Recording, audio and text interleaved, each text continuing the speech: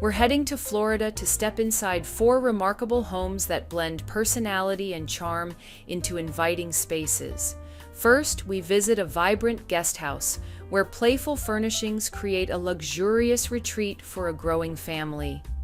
Next, we tour a Palm Beach home with a glamorous grotto-inspired powder room and a mix of pinks and greens that reflect its seaside vibe. Then, we explore a historic 1926 property, where Italianate revival meets tropical accents for a serene, nostalgic atmosphere. Finally, we visit a 1925 Spanish Mediterranean home, where Hemingway-inspired style blends refined masculinity with whimsical color and pattern.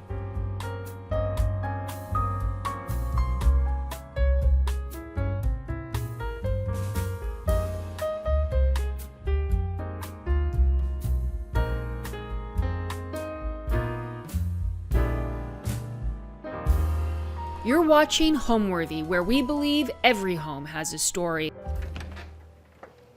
Hi, Homeworthy. I'm Cece. And I'm Nick. Welcome to our guest house in West Palm Beach, Florida. Please come and take a look around.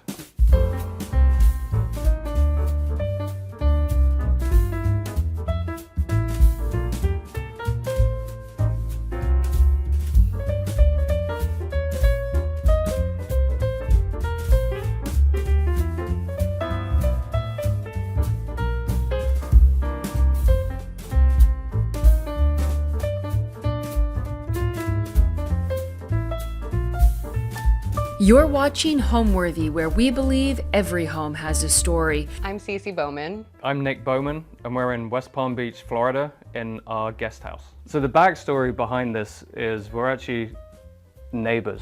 We live next door, and we've been here for about 7 years.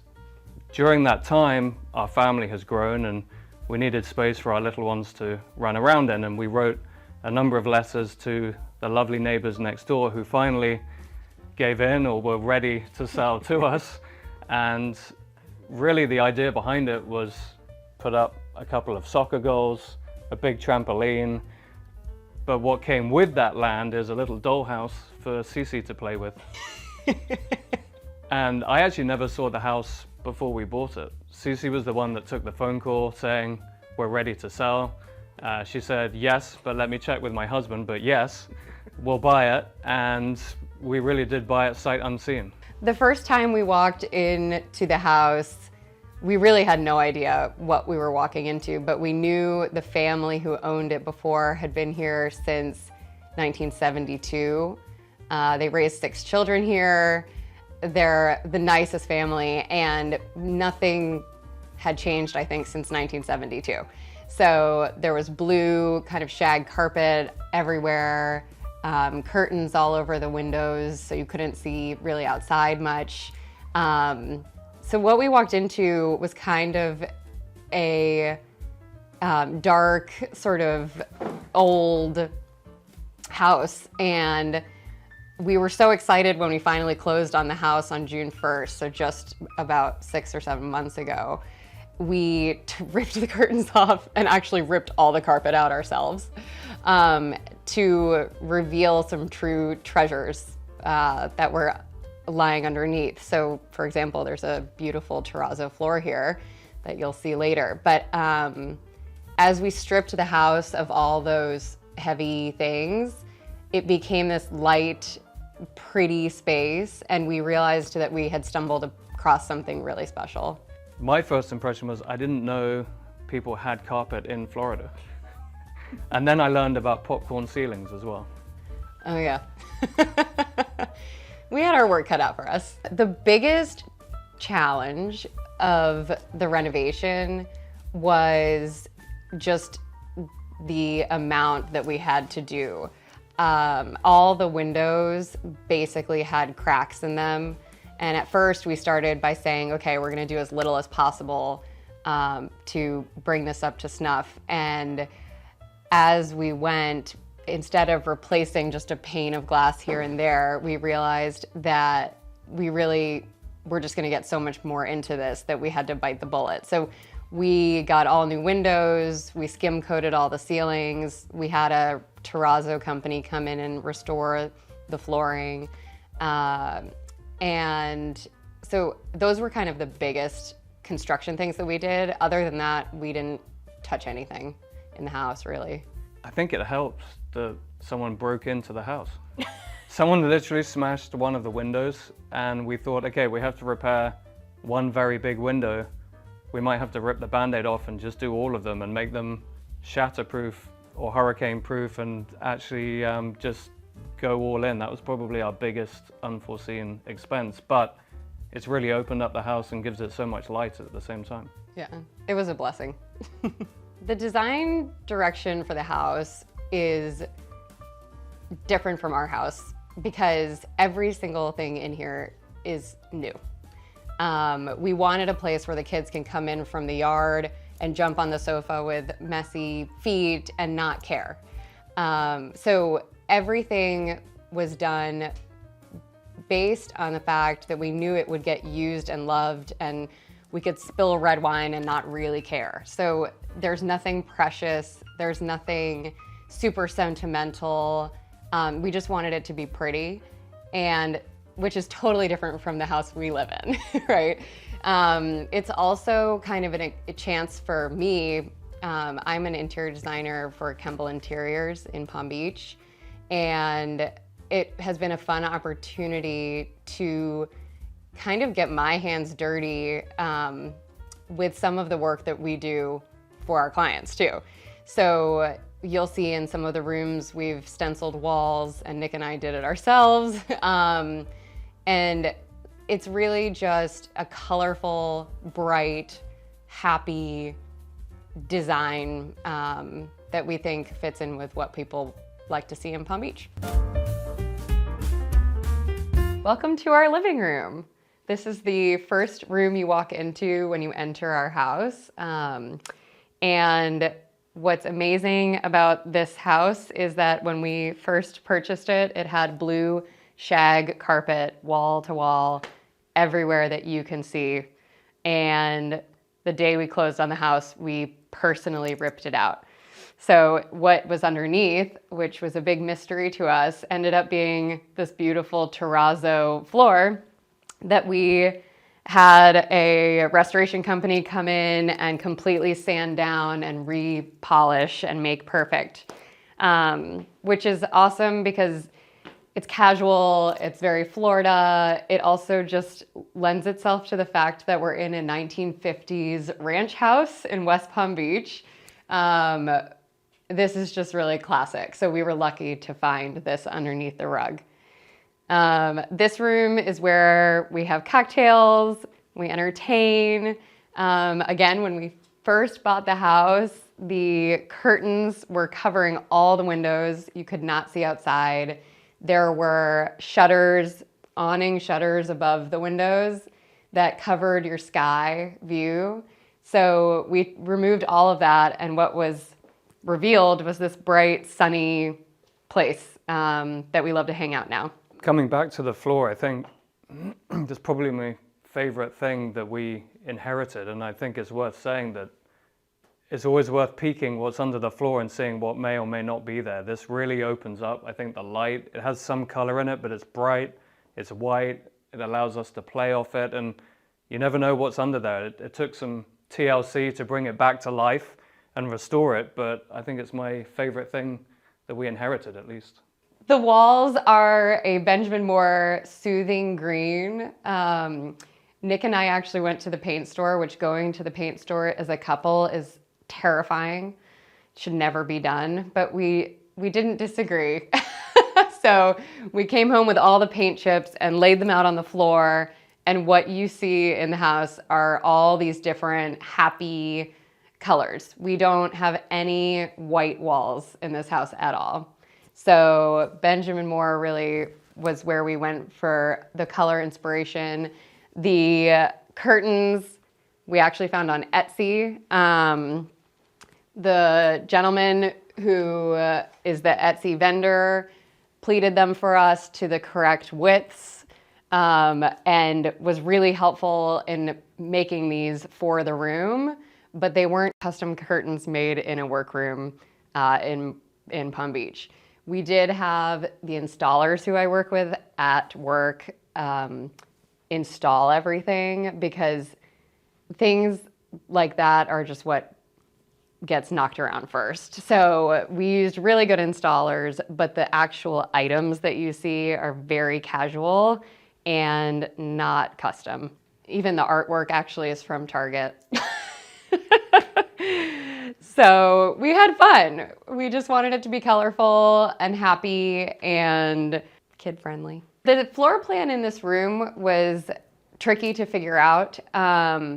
When we first walked in, there was no furniture in here, so we didn't really know how it was used before.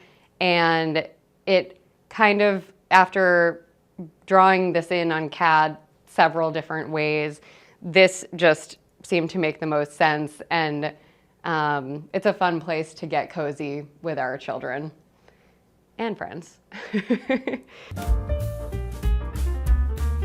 From here, we can go this way into the dining area, which is part of the living room. It's all open.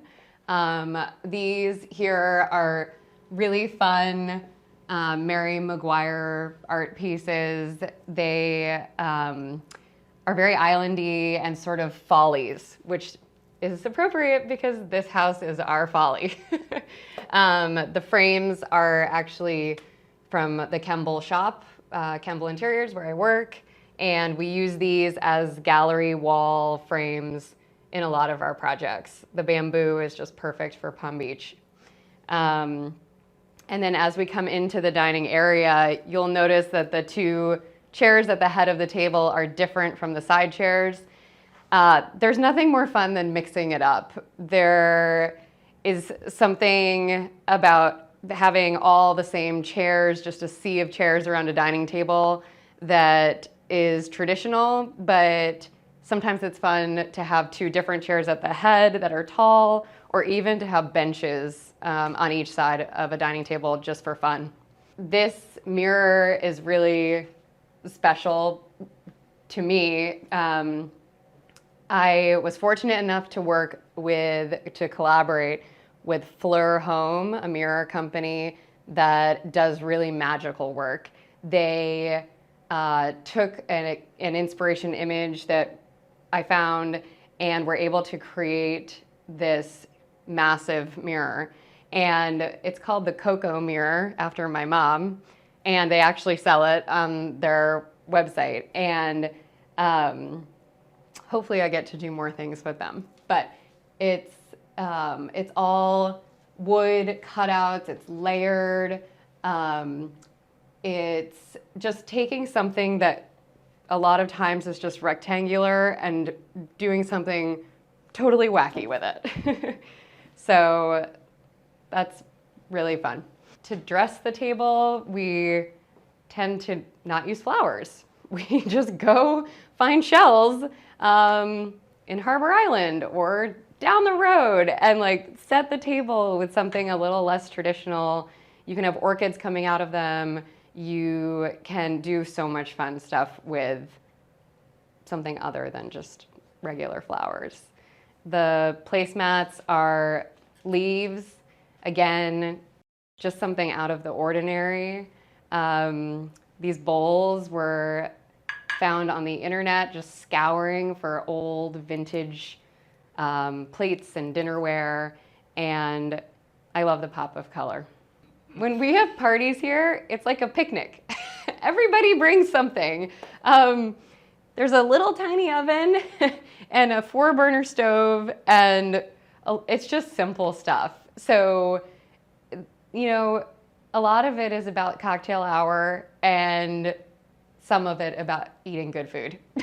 Mostly about being in a setting that we like to be in. I think neither of us would put cooking anywhere near the top of our skills list. So I think what we find ourselves doing is Cece will make somewhere beautiful for you to sit. I'll make you something beautiful for you to drink, but if you could help us out and bring us something good to eat, then we're friends. There's a couple of things actually in here that I'd love to point out or tell you about. So my heart says my favorite thing in the room is the mirror that Cece designed. However, this chandelier, which I absolutely love, it used to be in our home, but I used to hit my head on it every single day standing up from the table. So I'm personally ecstatic that it's in the guest house, hung a little higher, and I so far haven't been in danger of impaling myself on it. My career in interior design probably started when I was 8 years old. I loved the idea of designing houses where people lived.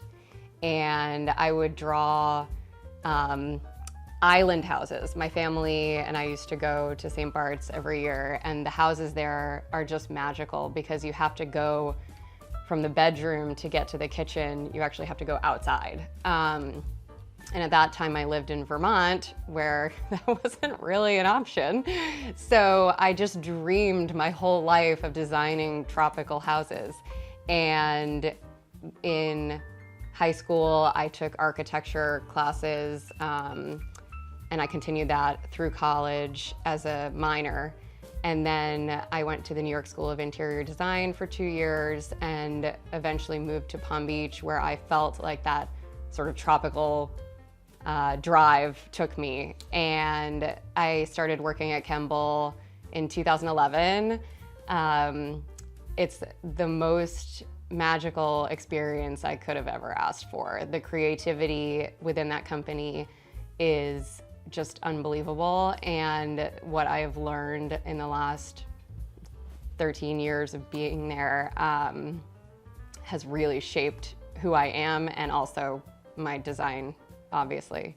My background is a little different. I spent 16 years in financial services, and during this time, you know, Cece and I got married, we've had kids, and both of our careers were really taking off. And about a year ago, we were on the beach in Miami having a rare weekend away and just talking about how busy we are and how crazy things are. And I said to Cece, you know, do you think one of us should take a step back from our career and be there more for the kids and to support the other one? And Cece sort of said how happy she is and how much she loves her job, and I put my hand up, and that's where we are. So I'm now what we call the lead parent or the lead dad. I devote my time to supporting my amazing wife and spending more time with our amazing kids. Okay, shall we go and see the one room that I had a tiny little bit of influence on? Come with us to the kitchen. And now we're in the kitchen, where we also have a little bar. This was a piece that Nick actually found in Antique Row in West Palm Beach, one of the best places to shop for little antiques, and brought it home in his car, and he was really proud. The floor in here when we purchased the house was really bad vinyl tile. So we removed all the flooring, we've fixed up all this terrazzo, and this was the only room where we changed the layout of the room, because here was a stove that was super old, probably from 1972. When the previous owners moved into this house, there was no dishwasher, and the fridge was here. So we ended up just reorganizing this, bringing it up to being a more modern kitchen, but we actually kept the old quirky cabinets. We loved them. This all had doors on it, and we took them off, and as you can see, we've painted it in 2 colors. Cece mentioned that we went to the paint store, where she made a couple of trips on her own as well. And one day she came back and put down a green and a blue and said, what color should the kitchen be? And my immediate reaction was, why not both? So that's why we have a green-blue kitchen, and that's why I feel like this is the one room I had an impact on. What we love about it is that it keeps the 1950s charm. It doesn't modernize the kitchen at all. It actually is a giant step backwards. Same with this detail above the window. This was here and is what just makes the house this charming 1950s cottage that we love. We picked up some vintage looking appliances along the way just to kind of keep with the theme of not modernizing the house too much. We have a daughter named Clementine, so this painting is for her. I think maybe the biggest impact in this room was doing the countertops. I think changing the countertops in a kitchen, I don't know if that counts as a big thing or a small thing, but it definitely makes a big difference. The countertops before were sort of a white, would you describe them as vinyl? It was a laminate material. We took the laminate countertops away and replaced it with this Corian, which we actually have in our main house too. It's a green Corian, and we bought the last 3 slabs that exist on the planet. I hunted this down. And amazingly, just to give you an idea of my eye for detail, I just realized that we have this in the main house as well. The internet is a wonderful thing. I scoured Korean remnant websites and was able to find the exact amount that we needed and have it shipped to a fabricator in West Palm who came on a Sunday morning and put it in for us. So we were really lucky. So in terms of signature drinks, I've possibly oversold myself here as the mixologist. You can see there aren't that many things accessory-wise going on in the bar, but if you like a bone-dry martini or an old-fashioned, then you're in luck. So we have in our main house, we have an open kitchen in our family room, and it's great because we can see the kids all the time. We have a 2-year-old, a 4-year-old, and a 6-year-old. Here, what's kind of fun is we can make a huge mess and then go into another room and not look at the mess anymore. So in the closed kitchen, you can actually remove yourself from the workplace and go into the pretty room without it all being mixed in one space. I always have an opinion. It doesn't mean it's necessarily right or listened to, and I think that's how it should be. And that's the same when it comes to design. There are maybe 1 or 2 surprising things, I think, around the house where I would try and stake a claim and say that it was my idea. But really, I know my lane and I try and stay in it, and Cece's the expert, and I defer to her. Let's go to the sunroom. Follow us.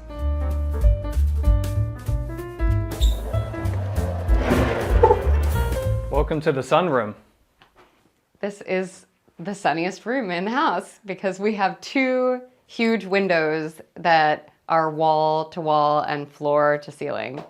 And this seems to be every man's favorite place to sit, even though it's pink. Some of the things that are special in here are the trim detail that you see around the ceiling. Again, this being a 1950s ranch house, there is no architectural detailing. It is literally cement block walls. There's no crown molding, there's no window casing. So it's our job as designers to create interest in a room with nothing happening. So this is actually PVC that's been laser cut out by a company called Fuller Architectural Panels. They can create any design that you want, and he's really a creative guy, the man David who runs it. He makes fences, he makes lattice rooms. He can pretty much make your dreams come true, and we work with him a lot. And then behind that, we have installed a raffia wall covering just to be a little unexpected. You usually expect wallpaper on the walls, but we put it on the ceiling instead. So a lot of the furniture in here we inherited. I grew up with this coffee table out in Long Island. And the other pieces were just from old other houses.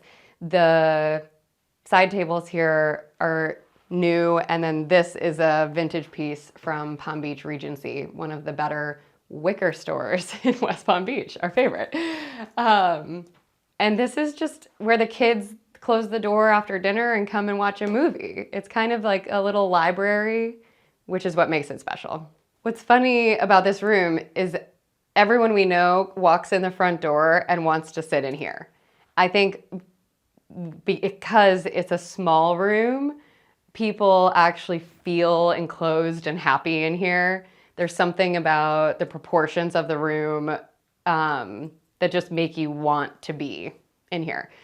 I think the location as well, it doesn't feel too central to the house, but it feels a great place to, I like coming in here with coffee, reading the paper. When you look through the windows, you can see the sunrise and the sunset. It's an amazing place. In the corner, you can see everything that's really going on. We're right on the corner lot here as well with both streets, so it just feels like it's all happening in here. I think we'd owned the house for perhaps 2 weeks, maybe 1 week, when unfortunately someone actually broke in and smashed the window here, which at the time was heartbreaking. We felt like this was a safe place, and then we knew someone had come in and caused some damage. So that's what led us to actually changing the window and the layout, and possibly the whole house to an extent, because the big windows we've put in are not just functional, they're hurricane impact, but they let so much light in, and it's not an expense we thought we would do. It's a big one, but it was certainly worth doing. So we use this house for our family primarily. We have a huge trampoline, as Nick mentioned, in the yard. We invite people to our house for dinner, but we have dinner here. And we really use it as kind of an extension of our main house, which is just across, a couple steps away. What's nice is it's always set up for a party. So the idea of just using it for fun is magic to us, because you can walk into this whole new setting and entertain, which we weren't really doing in our house with 3 little kids, stuff everywhere. First and foremost, probably useful for some little bit of peace and quiet, and let the kids run around here outside and make as much mess as they want. But then it's almost like we have a part of our house that they really don't go into that is always party ready, or dinner party ready, or ready for friends to come over, put it that way. We do movie nights here with our kids. They love sleeping over here. It's like they ask every weekend if they can come over. So it's just a fun little adventure for us. So this is maybe the room on the inside that we did the least in, perhaps. I think where we put a lot more time and effort into, at least in ours, is the lovely bedroom. So why don't you come and take a look?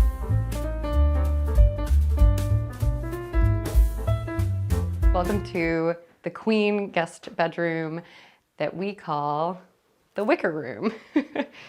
We hand stenciled this ourselves, and actually our children helped us create this pattern on the walls with a simple stencil that we taped up and would use a roller. And now you feel like you're in a wicker basket. So that was the most fun thing for us in this room. Again, there are no architectural details, so we added some by just painting color in the corners and around the window and doors, just to create sort of like a tape trim that you would see on an upholstered wall.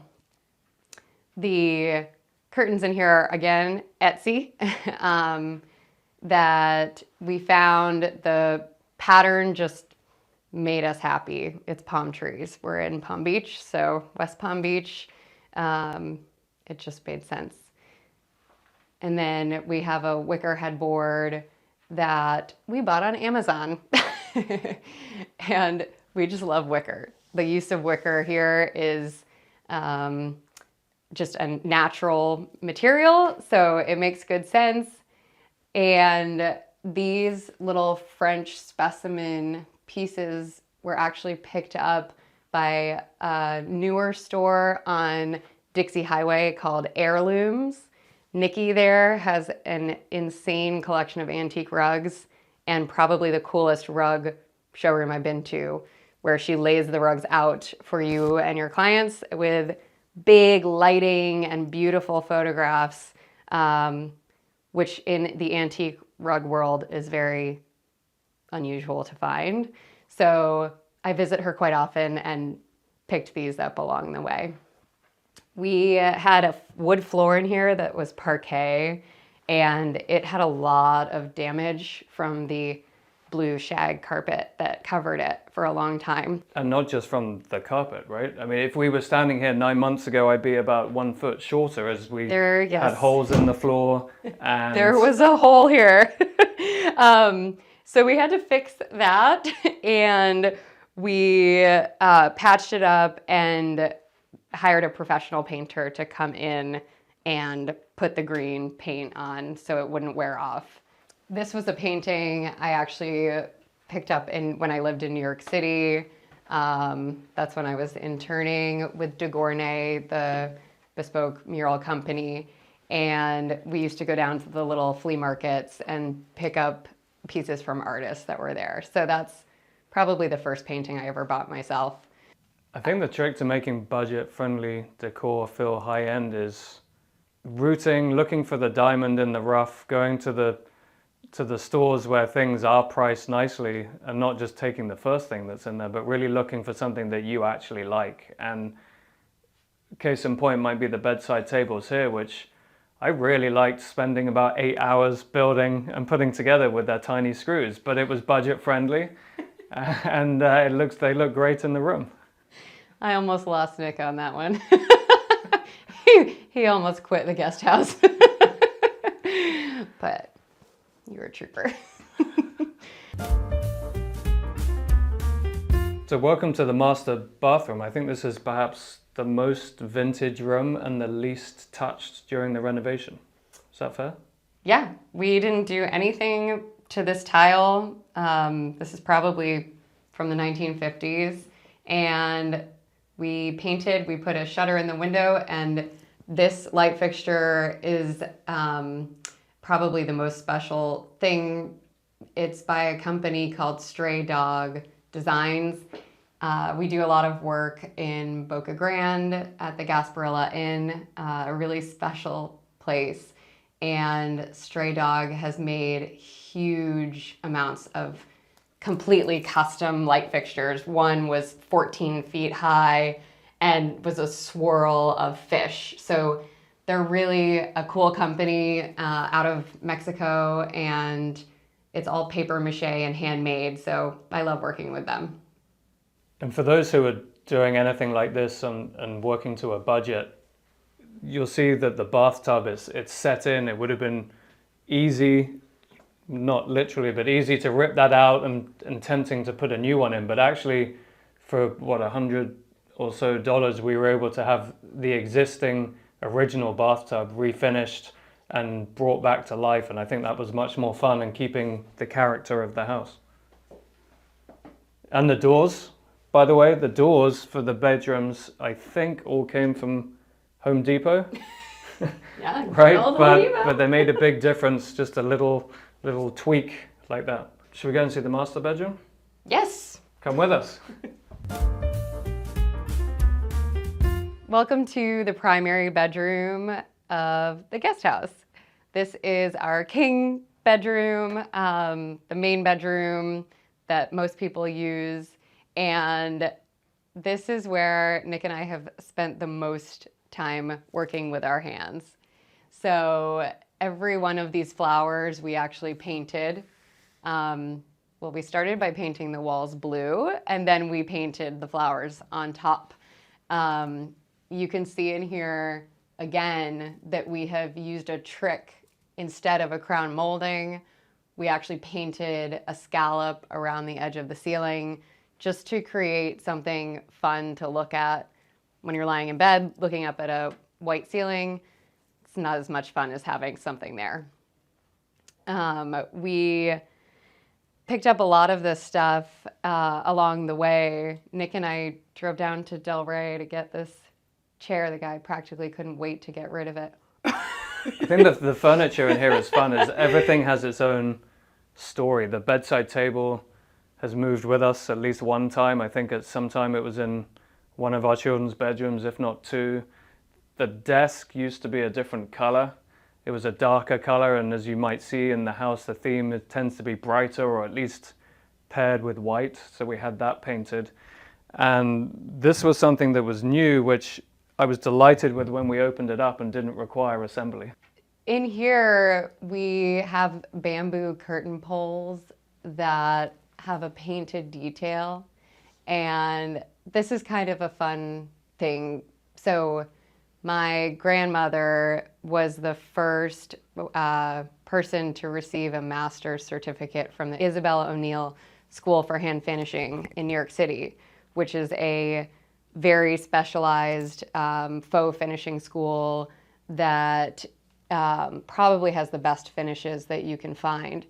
And so it's in my blood a bit to get hands-on with the paintwork here. And I think that's what really drove us to take some risks in the house, is that I just feel like in my soul that at some point I need to start using my own hands to do some of these things. So this was the first time I was able to do that, and I'm really happy Nick was along for the ride. The rug in here is new. It's West Elm, and the bed skirt actually came from my mother's house. She's redoing her house now and had this bed skirt, which we were lucky enough to have, because again, it's a proper bed skirt, and it just was a great coincidence that these two things were friendly together. We bought the sheets at Target. They have a little pattern on them, which I always think is fun to have something on the bed other than just white sheets. So the whole thing together really ended up working out. I love most about this guest house is that it gives our 3 little girls somewhere to play. Our house is a courtyard house. It has a pool in the middle, and it has about 3 feet of grass around the pool where they could play. And we always felt like we kind of lived in a city, and that our kids didn't have the chance to just run around in the grass. And when we bought this and knocked the fence down, I think that was one of the happiest days of our life. And our girls run around here all the time. To be honest, the house was just a bonus. But now that it's here, I think my favorite part of it is that we are entertaining more. It gives us a fun place to go that we didn't have. I agree 100%. Really, the idea behind it was, we were sort of torn, well, not really torn, but it was 2 reasons to buy it. Was to have the yard for the girls, but also honestly so that someone else didn't come and build a great big house and take that little bit more of our privacy, which everyone likes to have, but in an area that's fast growing, sometimes that can get lost when new houses are built and doubled up. And then we sort of looked at each other and said, okay, what do we do with the house that's actually on the land here? And we toyed with doing nothing, to be honest, and just leaving it. And then we thought, actually, it could be fun to see what we can do, what CC can do. Welcome to the twin bedroom, as we call it, or the blue room.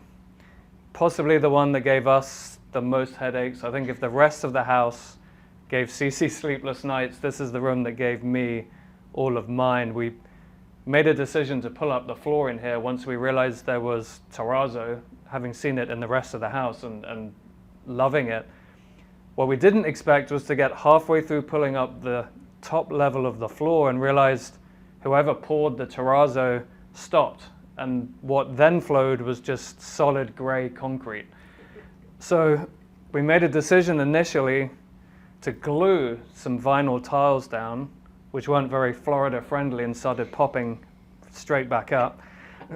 So from there we took those back out, cleaned off the glue, and then painted the floor blue.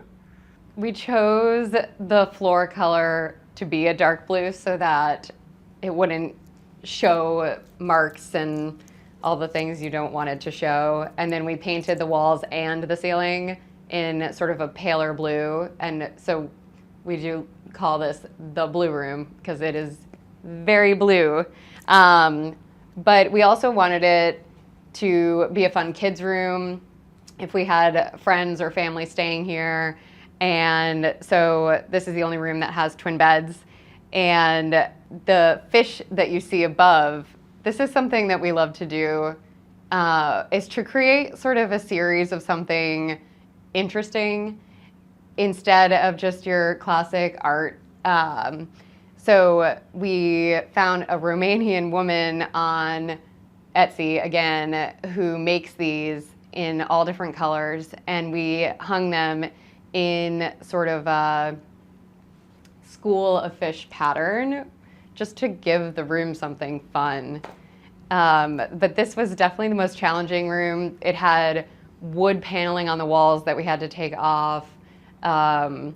Again, the floor, which Nick already talked about, and then it has all the electrical for the whole house. We have to live with this. It is what it is. This is part of living in an old, funky house. We actually had to redo all the electrical in the house to add smoke detectors just because it's 2024 and they still didn't have smoke detectors in the house, which was terrifying. So this desk was actually here. It sat right here, and we thought, if this is a kid's room, this is the cutest little place to color or do something. So we saved it when we were kind of destroying the rest of the finishes that were here. And this is just a neat, like, rush ottoman as a chair that can tuck under there and not be in the way. These are sort of an Indian-inspired blanket just at the foot of the bed to add color, and same with the pillows on the bed. Again, not just white linens. We have our kids' books in here in case we do have a sleepover, their favorite thing in the world. And so it's home. This is our part of our home.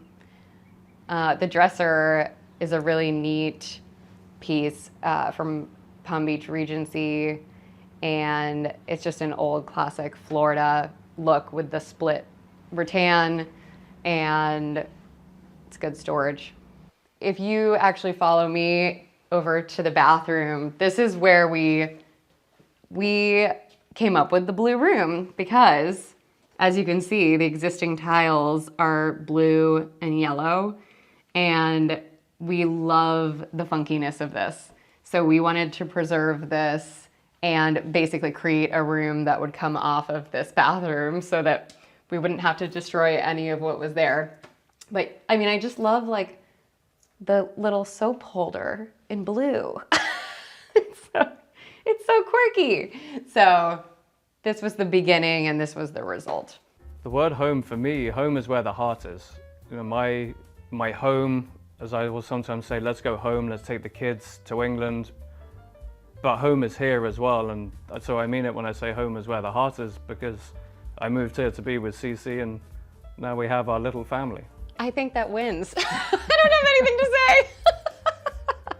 Home is where you are, babe.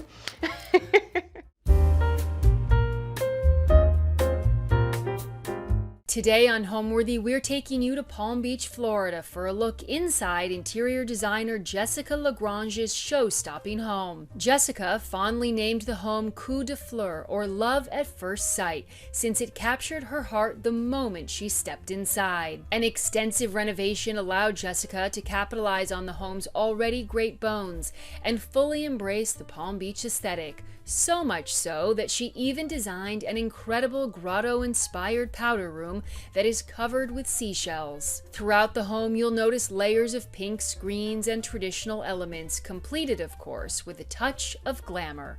Enjoy! You're watching Homeworthy, where we believe every home has a story. Hi, Homeworthy. I'm Jessica Lagrange. Welcome to my home in Palm Beach. Come on in and let me show you around.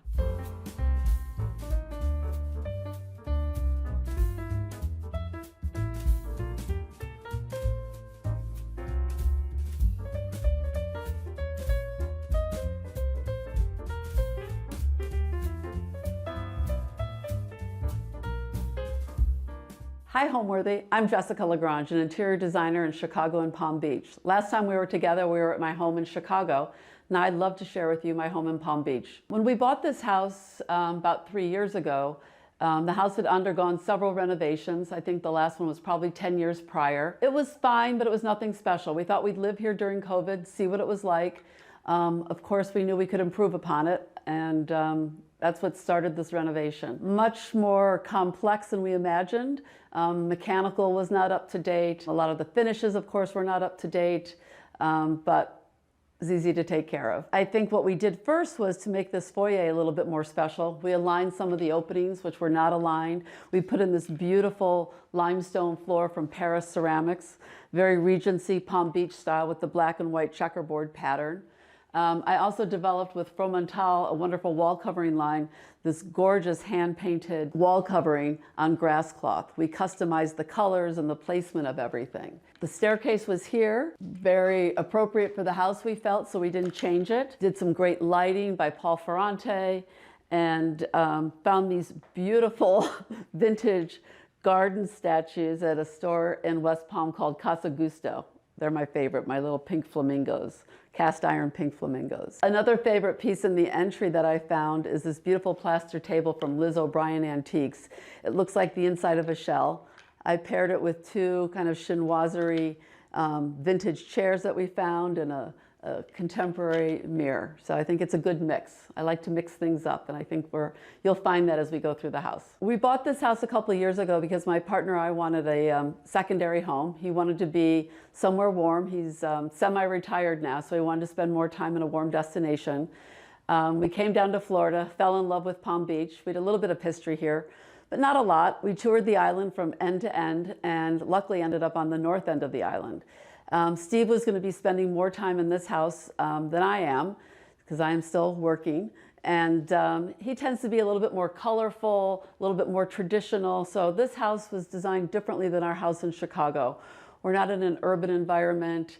It's much more relaxed, and I think there's a lot of use of color here that I don't typically use. So that was the direction that we wanted to go. We embraced kind of the Palm Beach aesthetic, a lot of pinks and greens and traditional elements. So you'll see that throughout the house. One of the things we wanted to do in this home is add an elevator.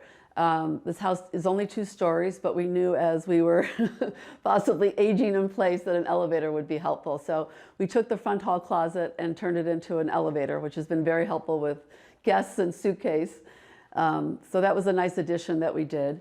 And I love this chandelier, this Giacometti-inspired chandelier that hangs in the middle of the space.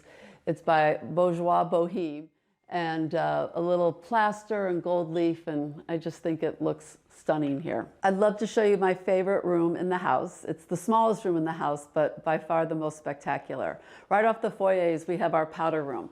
And it was my dream to do a grotto-inspired powder room. And this is definitely special. I tried to propose this to a client once, but they didn't quite understand it, but luckily I was able to do it for myself. I came in contact with a wonderful, wonderful artist here in West Palm by the name of Krista. And she has a shop called Krista Seashells. And we came up with a design and she executed it for us. And you've got to get in here and take a peek because it's beyond beautiful. We customized the colors of all the shells, designed the sconces, the mirrors. The ceiling is reflective of the sky with mother of pearl. And there are also starfish that represent stars in the sky. And I could just sit in here for hours, to be honest. It's truly, truly special. Another piece that we added was the conch shell sink, a beautiful faucet that comes out, just 1 temperature of water, and a beautiful bone inlay console. So it is definitely the most special room in the house and deserves to be highlighted. I just love it, and so does everybody that comes here. This is our living room, and there's definitely something special in our living room that I want to highlight. I have a beautiful, beautiful pearl galleon, which I think is so reminiscent and just speaks to me of Palm Beach. I have a favorite artist that I've used in my other home, and her name is Anne Carrington. And she does these surreal sculptures. It's all out of brooches and necklaces, and to me it just screamed Palm Beach. So we have it positioned between our bookcases, and it's definitely a talking point when people come into the living room. Another favorite piece that I love is above the fireplace, and it brings a little edge, I think, to our space. There's a famous fashion photographer, Melvin Sokolsky, and this is his photograph of Matchstick Girl.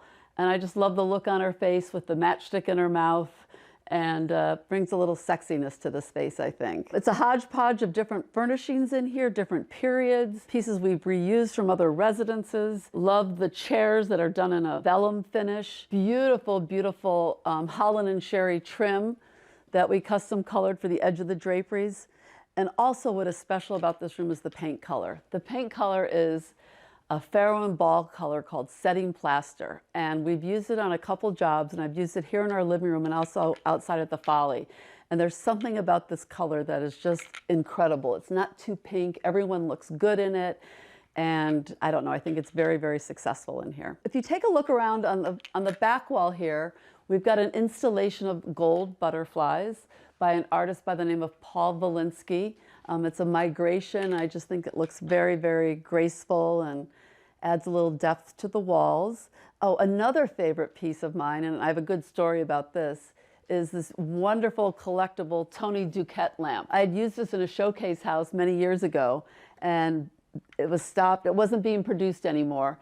And I came across it on eBay, and I had to go to the Costco parking lot and do an exchange for somebody to get this beautiful piece. I felt like I was doing a drug deal or something, but I did end up with the Tony Duquette lamp, which I really think is special and stands on its own. As I said, the wonderful artist Krista that did our powder room and a few pieces in our house also did this fun bust on the table. She is just, her work is incredible, and you'll see it, a few of her pieces repeatedly throughout the house, and I'll point them out, but love the bust. We have so many wonderful flowers here. It's so much fun to find flowers you don't normally find in Chicago. We can just go out and pick them off our bushes, and we found some beautiful flowers here in the living room. Again, it's a collection of pieces I've had. As you know from my other home, I love to collect, and you'll see that repeated throughout our house here. We originally planned this living room with this beautiful flat sisal. I believe it was from Stark Carpet. And it just, when we moved in here, I felt like it needed another layer.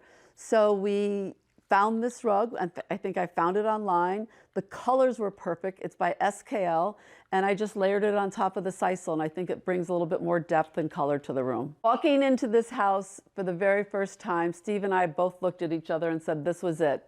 Hence, we've named the house Coup de Fou. Coup de Fou means love at first sight.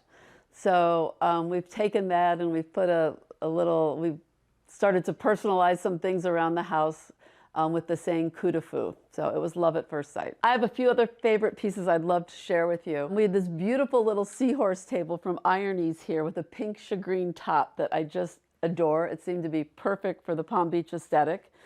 And my second favorite piece is a chair over here by Paul Schmidt. I happen to have a second chair just like this in my other home.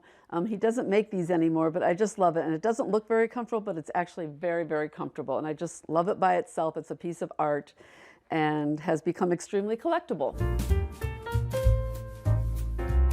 Let's take a peek at my dining room, because this is where it all really started.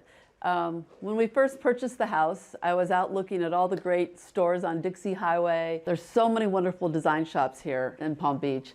And one of the first pieces I saw was this beautiful shell chandelier at a shop on Georgia Avenue called Devonshire. If you haven't been to Devonshire, you need to go to Devonshire. And I just fell in love with the colors, and this was the beginning of the palette for the house. We also had a rug that Steve had in his previous home that was in pinks, and I don't know, it just spoke to me. Between the chandelier and the rug, that was the beginning of my color palette for this house. I think what I really love in this dining room is the beautiful leather chairs. It's a kid skin leather with the horsehair back. The backs are really beautiful, and it, again, pinks and grays, and I don't know, the color palette to me just sings in here. I felt we wanted to add a little glamour to the house. I love working with antique mirror, aigle-mazet. I have it in my other home, and I felt this would kind of dress up this dining room without being, you know, too ostentatious. So we have a wonderful source for antique mirror, and we did some paneling and did some insets. We did the little gold buttons, which are really beautiful. I thought he did a wonderful job with the antique mirror. We found some antique sconces on Cherish and had a dining table and reupholstered some chairs, and I don't know, it came together. But I love the glow in here at night with candlelight. Usually I have a lot of candles on my table, and it just literally glows and everyone looks beautiful in these colors. Another reason that this room just glows at night is the beautiful metallic wall covering we put on the ceiling that has just a little bit of pink in it as well. And again, at night with all the lights down low and the candle lights, the ceiling, the carpets, all the colors, it's beautiful together. Welcome to the loggia. This is where we really spend a lot of time out here. It's great indoor-outdoor living. It's one of our favorite spaces in the house, and let me show you some of the beautiful details. I love the combination of the pink and black out here. The black wicker furniture kind of takes the edge off the pink and not so sweet. We sit out here all the time. We love to entertain out here. I love my collection of Moroccan pottery that I found on my last trip to Morocco. Another highlight out here are my staghorn ferns. I have a big collection of staghorn ferns.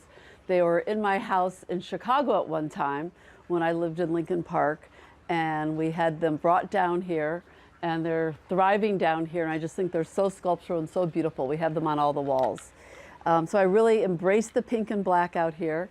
I did a special backgammon table with one of my suppliers in Morocco. Found this great monkey table. Monkeys are a thing in Palm Beach. I don't know if you know, but Meisner, the architect, always carried a monkey on his shoulder. So monkeys are rather iconic down here. Love the sisal rug. And I don't know, it's a very comfortable space for us to be. I did a little chair for my grandchild over here, so she feels included, and painted it in that beautiful setting plaster pink color from Farrow and Ball. The fans are wonderful out here to keep the circulation going, and it's great. We love it. Watch a lot of TV out here. As I said, we spend a lot of time here in the loggia. We're lucky that we can have screens come down when it's buggy and the hurricane shutters come down. But after we leave the loggia, we go out to the pool area. When we bought the house originally, the pool was going the other direction, and to us it needed to be horizontal with the house. So we took out the existing pool, we put in an outdoor fireplace, and the best part was we designed this beautiful, I'll call it our folly, a little pool house that was so much fun to design and plan the interior. Let me show you the folly. We were thinking about adding a pool house, but I wanted to do something whimsical, and I think I succeeded. It's a pagoda-inspired folly with a beautiful copper roof, the scallop detailing at the top, the doors that open up. It's the best. My grandchildren like to hang out in here, and when we have parties, people like to come in here. Let me show it to you. Come on. Welcome to our folly. We had fun with this. If you don't know what a folly by definition is a costly ornamental building. And this fits the definition for sure. It actually turns into a bedroom. This is a sofa here, but it can turn into a king-size bed. We just moved the table, and we have a full bathroom to the right, and then also a little kitchenette over here. So it's fun to use this during parties. My grandchild likes to come out here and hang out, and the views from here are incredible, overlooking the pool. We added the lattice work, the tented ceiling, added some antique mirror behind some of the lattice work. I came across these giant parrots at an antique show in Chicago that I had to have. They just seemed perfect for Palm Beach.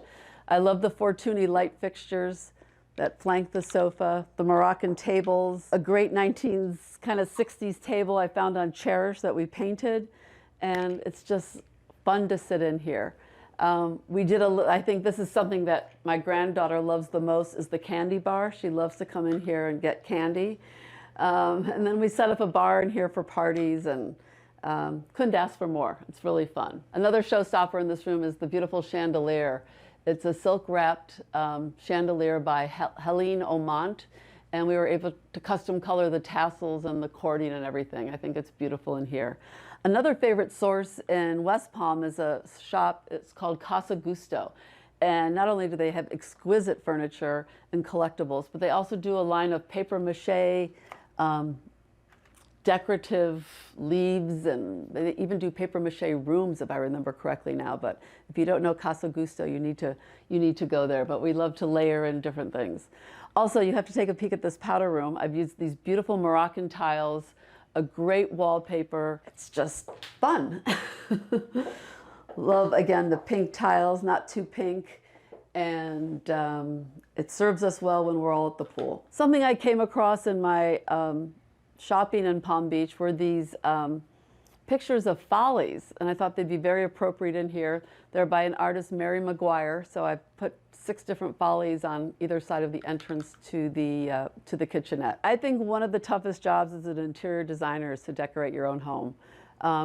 We just have so many things available to us, and it's hard to make choices, and it's difficult. I don't hate it, but there are too many choices out there, and it's so much easier to design for a client than it is for myself, to be honest. But I've enjoyed the process. I'm lucky to be able to do it. Let's take a walk outside of the folly. This is our backyard. We did the new pool. I think what's great is the outdoor fireplace that we did. It's covered with a lot of bougainvillea right now, but it is a pagoda-shaped fireplace that replicates the folly at the other end. It's been a great space for entertaining. We removed the chaises. We've done 2 long tables on either end, on either side for dinner parties. The weather here in Palm Beach is incredible, so it's fun to be out here. We've have some nice grassy area over here where we've played croquet and bocce ball. And another feature that I'd love to show you is this little fountain that we did to the side of the building. When we were designing the folly, we decided it'd be nice to have some running water out here. In my home in Chicago, I had a fountain in my backyard, and this was the fountainhead that I took from Chicago and brought down here, and we designed this little fountain. Just the sound of running water to me is just so relaxing. So this is always on. And then we had this kind of useless area between the loggia and the fountain, and we turned it into a little 3-hole golf course, so a little pitch and putt. And when the kids come here, they love it. Even the adults love it. So we incorporated this a little bit later after we moved in. Let me show you the rest of the house. Come on inside. Let me show you our little bar area. We were able to create this little bar area by taking some of the library. And what's special about this bar area is this beautiful faux green tortoise finish by an incredible artist, painter, Joseph Steyart here in Palm Beach. I can't say enough about his work. He just does beautiful work. So we made it. I love little bars. I have one in my home in Chicago. Love to collect silver things. We've got some martini shakers. This is our little Kudafu napkins with our logo on them. I've got some of our tableware over here on the other side and some silver. And as I said, we love to entertain in this house, so it's nice to have this little place to keep all my linens and place settings. As I've mentioned to Homeworthy before, I love to collect things on Live Auctioneer, and I love to collect silver. I found these little beautiful salt cellars that are made out of shells, collected a few of those. I was able to design some special china with a chinoiserie pattern with the colors of the house that I think are really beautiful. And again, just a lot of odds and ends from both of our homes, and we've brought things down here that seem appropriate. Let's go take a look at the kitchen. The kitchen is right next to our dining room, and one of the architectural changes we made in the house was to add these beautiful embrasure doors. So if we're having more formal dinner parties, we do like to close off the dining room from the kitchen. So come follow me. So one of the improvements we did do in the house was to design a new kitchen. The kitchen was very serviceable that was here, but it was just very dated looking. And one of the first things I fell in love was with this color, a Farrow and Ball color called French Gray, but it really reads as a green to me. And again, was in the palette of colors that I was developing for the home. I love hand-painted cabinets. These were not lacquered or sprayed. They were hand-brushed, so they look like they were original to the home. I used some beautiful Calcutta stone on the countertops and on the backsplashes. We designed a beautiful custom hood, different metals with some sconces on either side.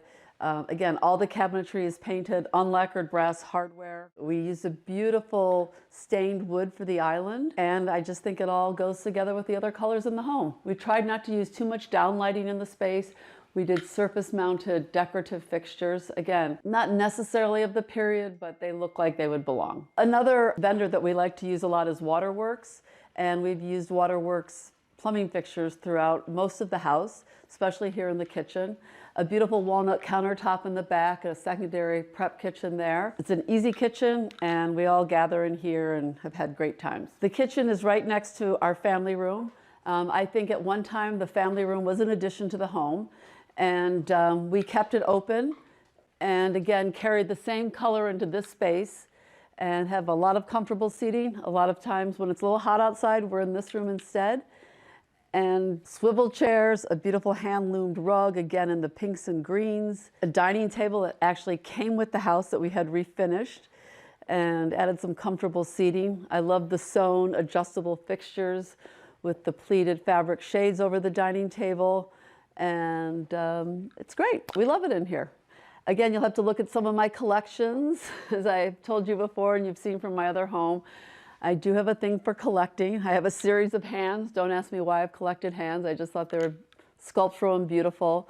Back in my flea market days, I was buying trophies. I did not earn all those trophies or win those trophies, but they were giving them away for nothing, so I think they all look beautiful grouped together. One of the fabrics that we found that helped set the palette for this room is a beautiful butterfly drapery it's from a company called Radish Moon, and they're butterfly wings. Again, seemed very appropriate for Florida, and the colors were spot on with the rug and everything else in this house. One of the best things about the family room is the connection to the outdoors. To one side is the loggia, where we also spend a lot of time, and then we also are right in front of the pool. So there's a lot of back and forth between the family room, kitchen, and the pool area. One of my favorite things out here is I love these towels that I had made in Italy. We go to a special little beach town in Italy, and they have these wonderful towels that hook onto the chaises. So I had some made for our chaises here, and all our guests loved them. These were a great find. Not sure you can still get them, but the colors with the black and the pink were from Anthropology. And they serve as little tables for our guests. And the beautiful scalloped umbrellas we love. With the pink, I've repeated it on the retractable awning over the dining area. And it's just a very comfortable area. We grill out here. My son loves the big green egg, and everyone else likes the grill. We've got a little herb garden here. And the bougainvillea is just incredible. As we all know in Florida, landscaping, it's everywhere. And the bougainvillea has just taken off in the last couple years. One of the best views in the house is upstairs of the terrace. And let's go up there and take a peek, because we love to sit up there for sunset and see everything that goes by. Come on up. So a nice addition we did to the home was to add this exterior staircase to make the second level terrace more accessible for our guests. Before it was only accessible through bedrooms, but this makes it a little bit nicer instead of having to go through someone's bedrooms. But what's special up here are the views. Our home is located on the intercoastal on the north end of the island in Palm Beach. And to see all the boats that come through here, it's amazing. It's so beautiful to sit up here at sunset.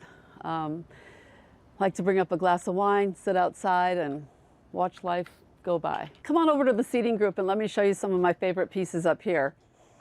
I designed a beautiful coffee table. I found some old Moroccan tiles and had a metal base made. Again, the colors were spot on. I was in Morocco a couple times, and I'd say about 10 years ago, I found these beautiful plates. Didn't know what I was gonna do with them, but found a perfect situation for them here and mounted them on the wall. Same furniture that we've used downstairs. But again, it's all about the views up here and the bougainvillea, and it's just very lush, very, very lush. Two of our bedrooms open onto the terrace, so let's go check out some of the bedrooms. We'll go this way. Here we are in one of our guest bedrooms. I call it the blue bedroom.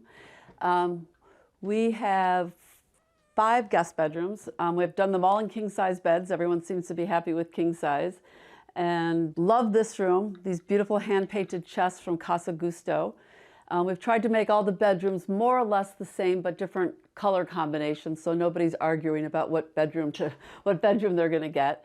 They all have beautiful antique ceiling fixtures, starburst ceiling fixtures. Each one is different in every room.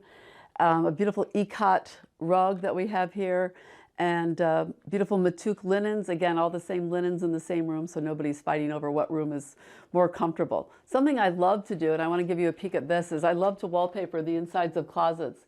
So this closet is all wallpapered in a beautiful bookbinding paper. We've done a different color in every room. Let me give you a little peek at the bathroom too. which is here. Again, done in a more traditional wallpaper pattern, but we've done all the bathrooms with the same vanity, just different colors, the same mirror, the beautiful scallop mirror, waterworks fixtures, and beautiful sewn sconces on either side. So all the bathrooms are consistent, but in different colorways. When my guests arrive, I love to have fresh flowers everywhere. So I make sure their room always has a little bouquet next to the bed or some other areas also in the bathroom. But I think fresh flowers are important to make a home look welcoming. I want to speak to you a little bit about the artwork in this foyer. It was really fun collecting artwork for this house. And I have a good friend and dealer in Chicago, Richard Norton, that I love working with. And he came across these sketches by an artist by the name of Harold Hayden. And they are done on the back of placemats in the 1950s. And again, the pink was just the perfect pink. And I stacked them all in here. And I just think it makes for a very welcoming foyer to the guest room. Let me show you another one of our guest rooms. We call this one the pink room. Again, it's a very soft pink. It's a dirty pink. It's not cotton candy or Barbie pink. Again, king size bed, beautiful hand-painted chests from Casa Gusto. Again, I've used them in all the guest bedrooms. We had some beautiful Audubon bird prints that we put on this wall that Steve had in his home, and a sisal jute wool rug, again in a very kind of light pink tone. And this is one of everyone's favorite rooms to stay in, to be honest. It's a Robert Keim drapery fabric. It's comfortable and welcoming, and it's our pink room. As I've said with our bathrooms, we've tried to be consistent with all the vanities, the plumbing fixtures, the mirrors, but we did a different color combination in this room. I used a fuchsia green wall covering in a very subtle green color. I love the biting lip rug, gives it a little edginess in here. And some metal toll flowers, and this one has a tub shower combination. I was able to source another vintage gold starburst ceiling fixture, and we've used them in all the guest bedrooms. They're all similar but different, and just adds a little consistency between the rooms, and I love bringing in some vintage pieces with some of the new pieces. I'd love to show you another collection I started a while ago, and it just seems appropriate here. This is a little foyer where our elevator opens up on the second floor. And I started collecting, not on purpose, but I saw them in an antique show, beautiful tortoise shells. And I brought them down here to Florida, and I've increased the collection, and it just looks perfect in here. I love these antique tortoise shells. This is the foyer on the second floor, and let me take you into the master suite and show you some things that we've done there. This is the entrance to the master suite, and it's very special to me. I've always been intrigued by grotto furniture, and I was able to find this beautiful antique grotto settee that was the basis for this entry. A beautiful Swedish flat weave rug from Doris Leslie Blau in New York. Again, spot on with the colors. But what's really special to me is this large photograph. My son Remy is a photographer, and he was on the train and going super fast, and this was the picture he took out of the window, and we blew it up. And the colors, again, the pinks and the greens were just perfect in this house, so we made it really large. I love the contrast of the vintage grotto settee with his contemporary photograph. This is the master suite, another special room in the house because of the incredible views. We're on the second floor of the house, and we overlook the intercoastal. And to wake up and to see all these beautiful palm trees and the boats that come by and the blue water is certainly special. Very large master suite. When we bought the house, the bed was on a different wall, but we had to realign some of the openings, so there was some symmetry in the house. And we chose this window wall for the bed. Again, I've collected different periods, different types of furniture.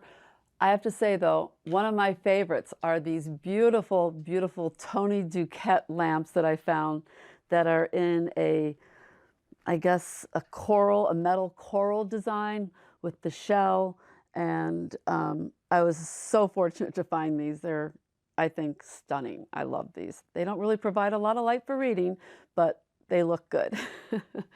A vintage ceramic mirror that I found at a store in Chicago, and again, another one of my favorite textiles is this Chelsea Editions embroidered drapery fabric that we used. I also used it in Chicago, a different version with bugs on it, but this one is a floral pattern. I have a a special ikat rug that I found in New York, the beautiful light fixtures from Paul Ferrante. I don't know, it's just a combination of different periods and styles and furniture that I had in storage and left over. I love the Rose Tarlo black chinoiserie chair here. This is a piece I picked up on first dibs and had refinished. A sofa that we had in one of our homes that we reupholstered, and it's just, it's comfortable and it feels good here. Let's go take a look at the primary bath. That was fun to do too. Let me show it to you. When the house was built originally, there was only one window in this bath, and we wanted some symmetry again, so we added an extra window on this side so we could get two vanities. I floated these beautiful mother of pearl and oyster shell mirrors that we designed in front of each window. I loved this pattern in here. You're going to see it repeated in the shower. We did it as some tile work in the shower. Beautiful stone vanities, again, very classic. There was a company we worked with called Collier Webb to design this beautiful alabaster light fixture and also the shell sconces that are on either side. Fromentel helped me with the beautiful wallpaper on the ceiling and a beautiful freestanding tub. And another favorite drapery fabric that I was finally able to use in one of my interiors is Isadora by Gretchen Bellinger. And it's reminiscent of a Fortuny fabric. It's all crinkled silk.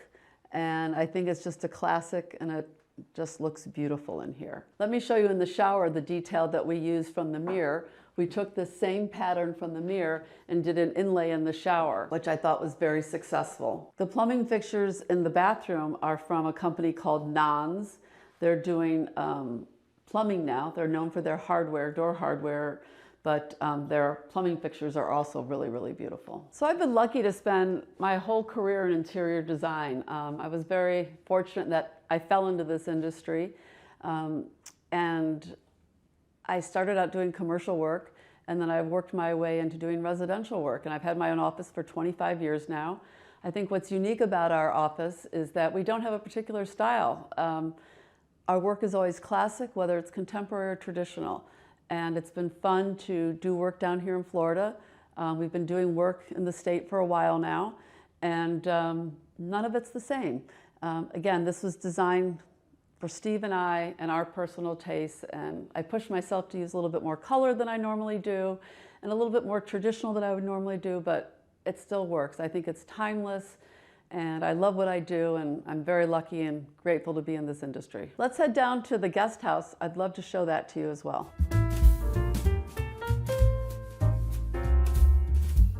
Welcome to our guest house. When we bought this house, it was a one-bedroom, I guess, suite, you would say, and you entered it from the rear of the house. We decided to extend this a little bit, get 2 bedrooms and 2 baths. We've almost created a family suite. There's a door here that can close off the 2 rooms, and there's also 2 entrances. So it could be husband and wife and child, or 2 couples, or whatever, but it's very, very versatile. We did a simpler color scheme in here. We didn't use as much color. I did it all in kind of caramel and white and dark brown. I love the little birds that we have on the top of the bed here. It's just bright and fresh. And again, a king-size bed, mixed in some antiques, the beautiful antique chairs, and they both have 2 full bathrooms. So a collection of vintage bamboo mirrors on the wall, a photograph again that my son has taken, and some Giacometti-inspired lamps, and a series of different beige and white fabrics. I think it's very, very successful. And let me show you the bathroom too, because this is very great. I love the wall covering in here. It's a Fornasetti wall covering with blowfish. So again, same vanity, fun scallop sisal rug, and just big enough with a nice, beautiful walk-in shower. Let me take you into the second room that's part of the guest house, and we call this the monkey room. So come on in, this has a good story to it. I was inspired by this beautiful Mario Torres light fixture that has monkeys hanging from it. But as I mentioned before in our story, the monkey is rather iconic here in Palm Beach, in that Addison Meisner would always carry a monkey on his shoulder, a live monkey. So we were inspired by that and the chandelier. And if you'll notice through the room, there is a monkey theme. This is where we put the grandchildren. We've got monkeys on the sheets. We've got monkeys on the lamp. We've got monkeys on the wall. So AKA the monkey room. And this turns into a trundle bed, and we can sleep a few kids in here, which is really nice. And another full bath. And it's very successful, I think. It's a happy place. So we've had such a great time making a life in Palm Beach. It was so unexpected. It's a relaxing place to be. And I can't ask for, a nicer second home. I feel very fortunate to be here, just to have a place to relax and spend time together with family and friends. So that's what makes this house special to me. I pinch myself every time driving down these streets. Thank you, Homeworthy, for coming to my house. It was really special for me to share it with you. I hope you found it as welcoming and as exciting as Steve and I have. We'll see you again soon. Thank you.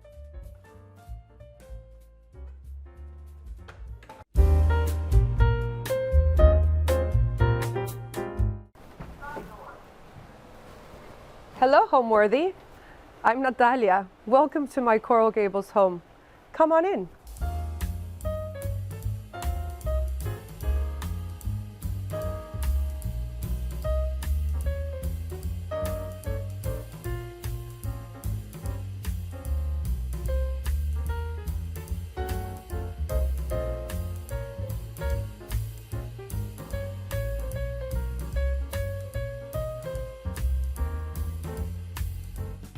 You're watching Homeworthy, where we believe every home has a story. Be sure to visit our website, homeworthy.com, to discover amazing furniture, art, accessories, and more, all handpicked by our editors to help transform your house into a home. All of the items are inspired by the episodes you see here on Homeworthy. Enjoy!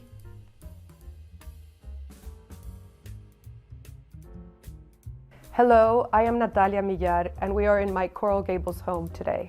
This is a historic home in Coral Gables, which is one of the neighborhoods around Miami. The house was built in 1926 by an architect called Robert Law Weed, and it is one of 7 historic villages in Coral Gables. I've always loved the villages in Coral Gables, and particularly liked the Italian village, which is where my house is. I bought the house 3 years ago and set out to renovate it and take it back to the most original version that it could be. So the house is in an architectural revival style, which was quite common in this part of Miami in the 1920s. This is an Italianate revival, so it's meant to look like classic Tuscan homes, and it has thick walls, textured finishes, asymmetrical layout, a really wonderful floor plan. It's got an L-shaped floor plan that makes it really fabulous for all of the rooms to have at least 3 walls with windows. So it's a garden house. I've always said this is really a garden house, and all of the rooms are oriented onto this wonderful side yard courtyard that I've created. When I first saw the house, I knew that it was a very special place. It looked actually great. The previous owners had a very colorful and fun interpretation of what the house should look like. And I could see past that and realize that I could put my own stamp on the house while keeping the authentic features, architectural features alive. Well, welcome to the entrance of my home. And I always think an entrance should set the tone for what you're going to see in the house. So this is where I introduced the green color theme that you'll see in so many of the rooms. This is a wonderful original staircase feature, which I love. And so all I did was refinish it and then added this wonderful jute runner in this really fabulous turquoise color. And then you also see some of the art pieces that I have here. Here on this wall, there's this wonderful work of art by a Cuban artist called Ariadna Contino. It's made with intricate layers of paper.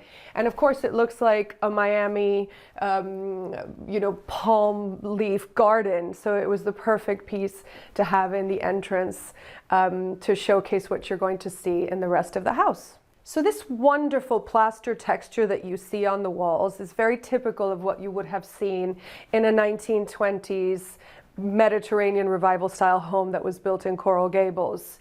You know, these wonderful European homes didn't have just a flat finish, not a drywall finish, it's a plaster finish. And this troweled plaster effect kind of expresses the material, which I think is really great. And so I have that finish here in the entrance and in the living room. And I think it just works really well. So in this entrance hall, this is where we have this wonderful terracotta floor. I bought these, they're contemporary Mexican terracotta tiles. My dad and I drove up to Palm Beach during the pandemic and found a little warehouse where they had them. But then there's a wonderful gentleman in Florida who refinishes using a type of motor oil to make them look like they're 100 years old. And I'll show you the ones in the dining room later where you can see how great the finish match is. I love this door. It's, you know, a wonderful timber paneled door, and I think it sets that tone for that old world, rustic architecture that you see in the rest of the house. So follow me now into the living room. So this is the living room, and it's the heart of the home. I don't believe that any room should be so formal that people are uncomfortable coming in and sitting down, whether they're wearing jeans or a cocktail dress. So I always make sure that I have lots of different textures in the fabric. I actually have a performance fabric on the sofa. It's pure fray, so it's fabulous. But it's very durable for all of the parties that I like to host. And here there's a combination of pieces that I've designed, like these coffee tables, which are part of my own furniture collection. And then, of course, the pretzel chairs, which are vintage, but I've recovered in this fantastic flame stitch fabric in the blues and greens shade. I think this is the first fabric that I chose for this house because I felt the color palette was just fantastic. And this is from Decor. And another of the early purchases for this house was this wonderful canvas by a local artist, Magnus Sodamine. And it's this wonderful, expressive, deeply brushstroke heavy canvas that is of a botanic garden very close to where I grew up. So not only was it the color palette, but it was the subject matter that connects very much to my own history in Florida, and that is at the heart of this wonderful room. So behind me is this wonderful fireplace, an original feature from the 1926 design by Robert Law Weed. It's actually fantastic to have, and last Christmas it was cool enough in Florida to have it on. But I love how it's on the corner of the room. It feels to me like all of these wonderful, European rooms with a corner fireplace, and it anchors the room. It also makes it a difficult room to furnish because it's quite asymmetrical. I've got 2 doors, 2 windows, another opening into the entrance, and the fireplace. So it was an interesting space to have to figure out how to furnish. I knew that I wanted to showcase this sofa. This is a sofa that I designed inspired by a David Hockney painting that I had seen at a show at the Tate Modern in London. And it was a portrait of these 2 men, very, serious looking men in front of this fabulous pink velvet sofa. And I saw it in the canvas and I said, what a sexy shape. I need to make a sofa like that. So this is my Hockney sofa. And I think it just fits perfectly against this very large window. And that kind of set the tone for the way I furnish the rest of the room. But everything in here is a special piece. This wonderful ceramic basket, which I love, I bought in Paris years ago, and it looks like shark teeth, so it makes sense in Florida, but is actually ceramic. And what I love is that I'm always buying when I'm traveling. I'm always trying, I think any collector will tell you the same thing. You find beautiful things and you buy them. So I didn't actually buy anything in this room for this house, except for some of the furniture. And all of the accessories were just things that I had been collecting over time and knew one day I would find the perfect place for them. And it's this house. And then this piece here, this is by this wonderful Venezuelan artist, a ceramicist called Reynaldo Sanguino. He works in a studio in New York. I'm obsessed with his work. I think he just has the play of colors, of density of the glazes, the touch of metallic. Every time I see one of his pieces, I fall in love. So I'm a big fan. And the stool is from Reynaldo, and these two wonderful pieces that you see, the vase and the tray, are also by him. And this particular vignette, this is a composition that, again, happened quite organically. I purchased the mirror in Paris for another project, thinking the client would love it. I showed it to them in the presentation. They didn't love it, so it ended up here. And then that client came for lunch a few months ago and said, I love the mirror. I said, I bought it for you, but now it's mine. But yes, so the mirror is from Paris. This is from a wonderful, wonderful place in Miami called Michel Contessa.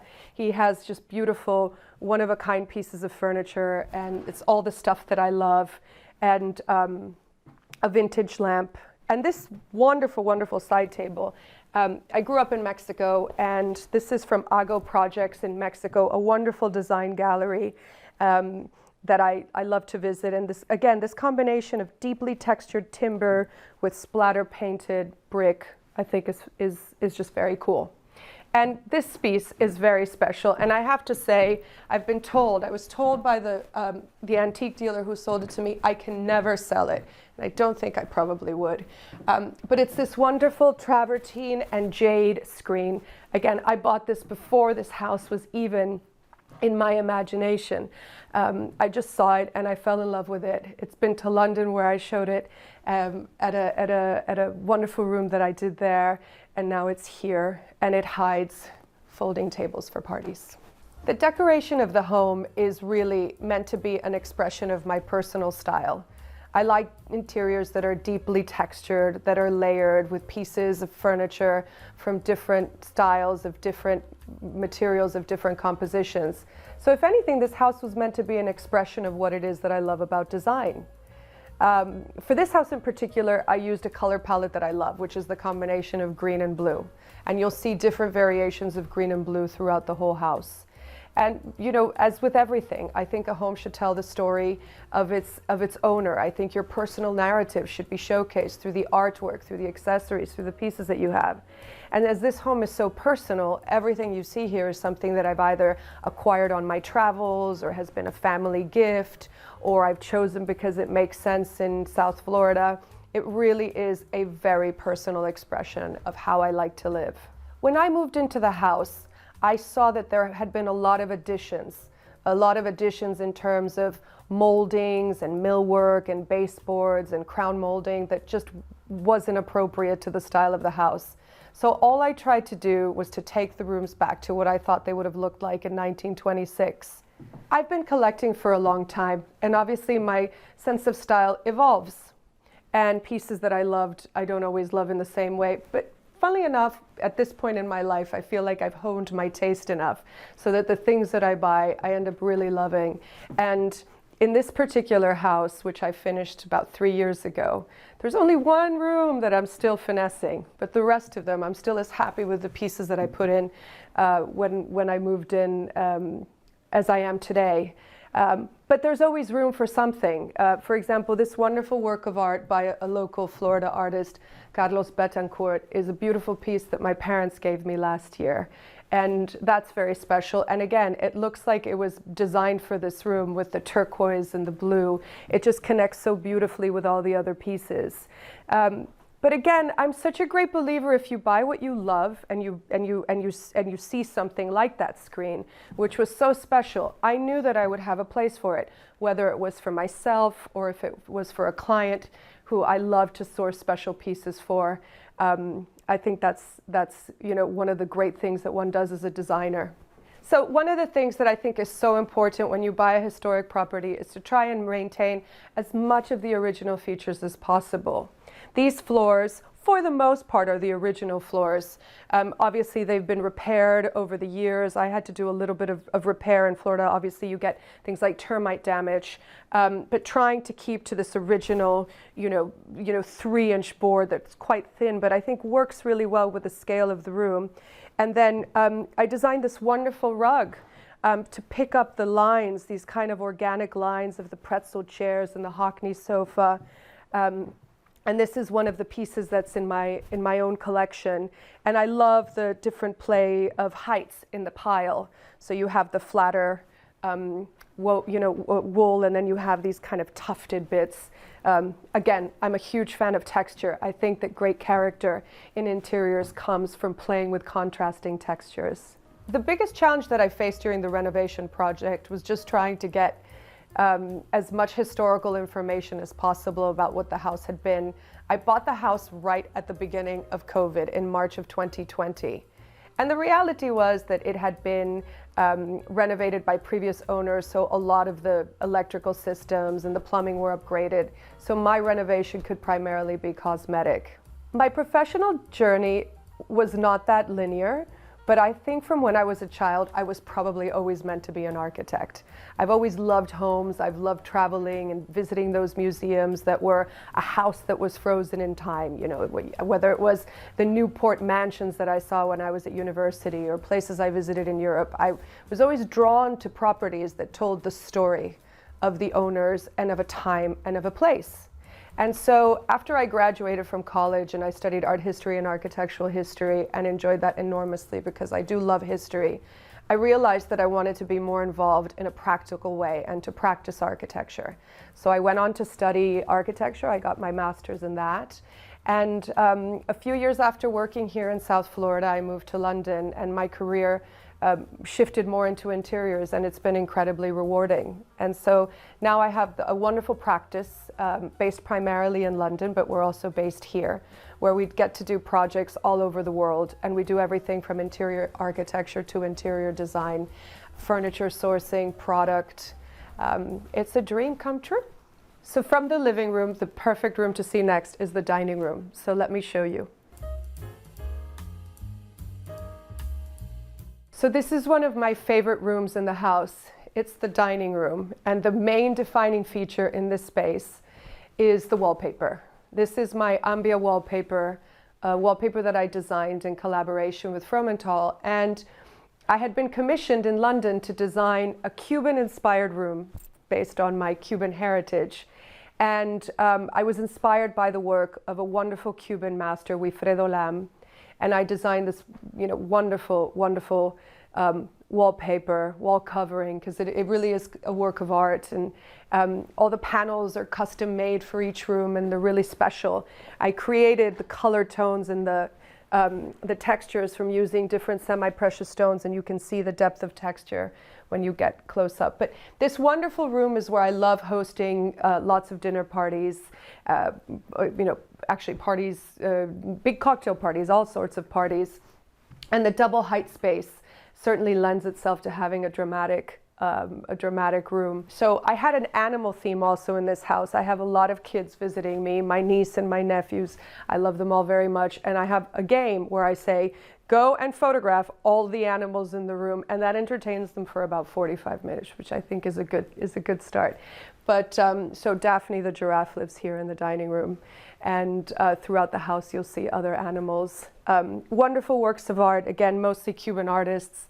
This is Rafael Domenech, and that's Moisés Finalé, and these are all just really special pieces because they're artists I've known, artists that have been in my parents' collection as well. So it's nice to have pieces that remind you of home.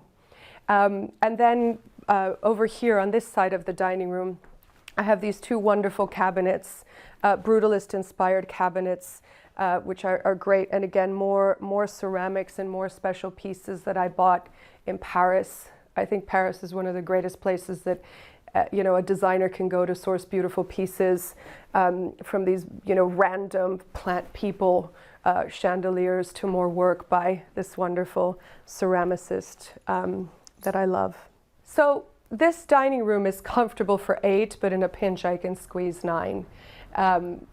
But it's also wonderful during Christmas. I set up a really big tree, and I have lots of buffets on the table. So, and it has doors that open to both sides of the garden. So it really is, this room ends up being the heart of the home in many ways. I think homes are for living, and for me, nothing is nicer than having a house full of people. So when I entertain, I love to cook. I do the cooking myself. and I love to make things that I could make in advance. I often make lots of salads or a great dish like, you know, duck confit or a wonderful puttanesca fish. Always great wines and a cocktail for dessert. I love a liquid dessert like an espresso martini or a Campari cake with a little shot of Negroni on the side. So this is a really interesting room because this was not originally an enclosed room. The house from 1926 would have ended here and have a caretaker's cottage and a garage on the other side. So this was an open air loggia, which was enclosed by previous owners. And this floor, which you can see is quite, this is the old terracotta I was talking about before. It's undulating and shows this age, would have originally been an exterior floor. So I think this room has a lot of character. And you can see, if you look up at the ceilings, the original wooden ceiling, which I've painted black, and then designed this pendant light, which is asymmetrical because the room is actually not symmetrical. One side of the ceiling is longer than the other. So it's a bit of a trick to make sure that the pendant is centered over the dining table, but also works when you look up at the ceiling. My favorite architectural feature of this home has to be the layout. It is so clever the way Robert Law Weed, first of all, sites, put the house on the site. Even in the hot, humid Florida summers, there's always a breeze in this house. There's always, all the rooms have cross ventilation. It's incredibly clever. The thickness of the walls mean that the house stays cool in the summer and warmer in the winter. Not that it ever gets very cold in South Florida in the winter, but it's just, I'm always amazed by architects who were working without all of the benefits of technology and climate control that architects today that we work with, to see that clever design is still relevant today. It's really difficult to say what my favorite piece in the house is because I love so many of them. I have a wonderful giraffe sculpture in the dining room, a copper and brass giraffe by a Mexican artist called Sergio Bustamante. I grew up with his pieces in Mexico, where I was born and raised by my parents. And to have one of his amazing pieces, I think that's pretty special. I also love a ceramicist based in New York, a Venezuelan ceramicist, Reynaldo Sanguino. I've been collecting his pieces for a number of years after first finding him in Design Miami. And I have probably 5 or 6 pieces of his here in my house. So I wouldn't part with those. So from this wonderful dining room, I'd love to show you the outside, the side yard of the house, which is an outdoor living room, which is where we spend all our time in South Florida. This is an outdoor living room. In South Florida, we live outside. Well, practically year-round, except in the summer when it's very hot. So I really wanted this room, this outdoor room, to have furniture that felt like living room furniture. So you can see the seating area. I'll show you over here. It's deeply cushioned upholstery, wonderful. The same attention to detail in the fabrics that we used in the outside, in the inside we used on the outside.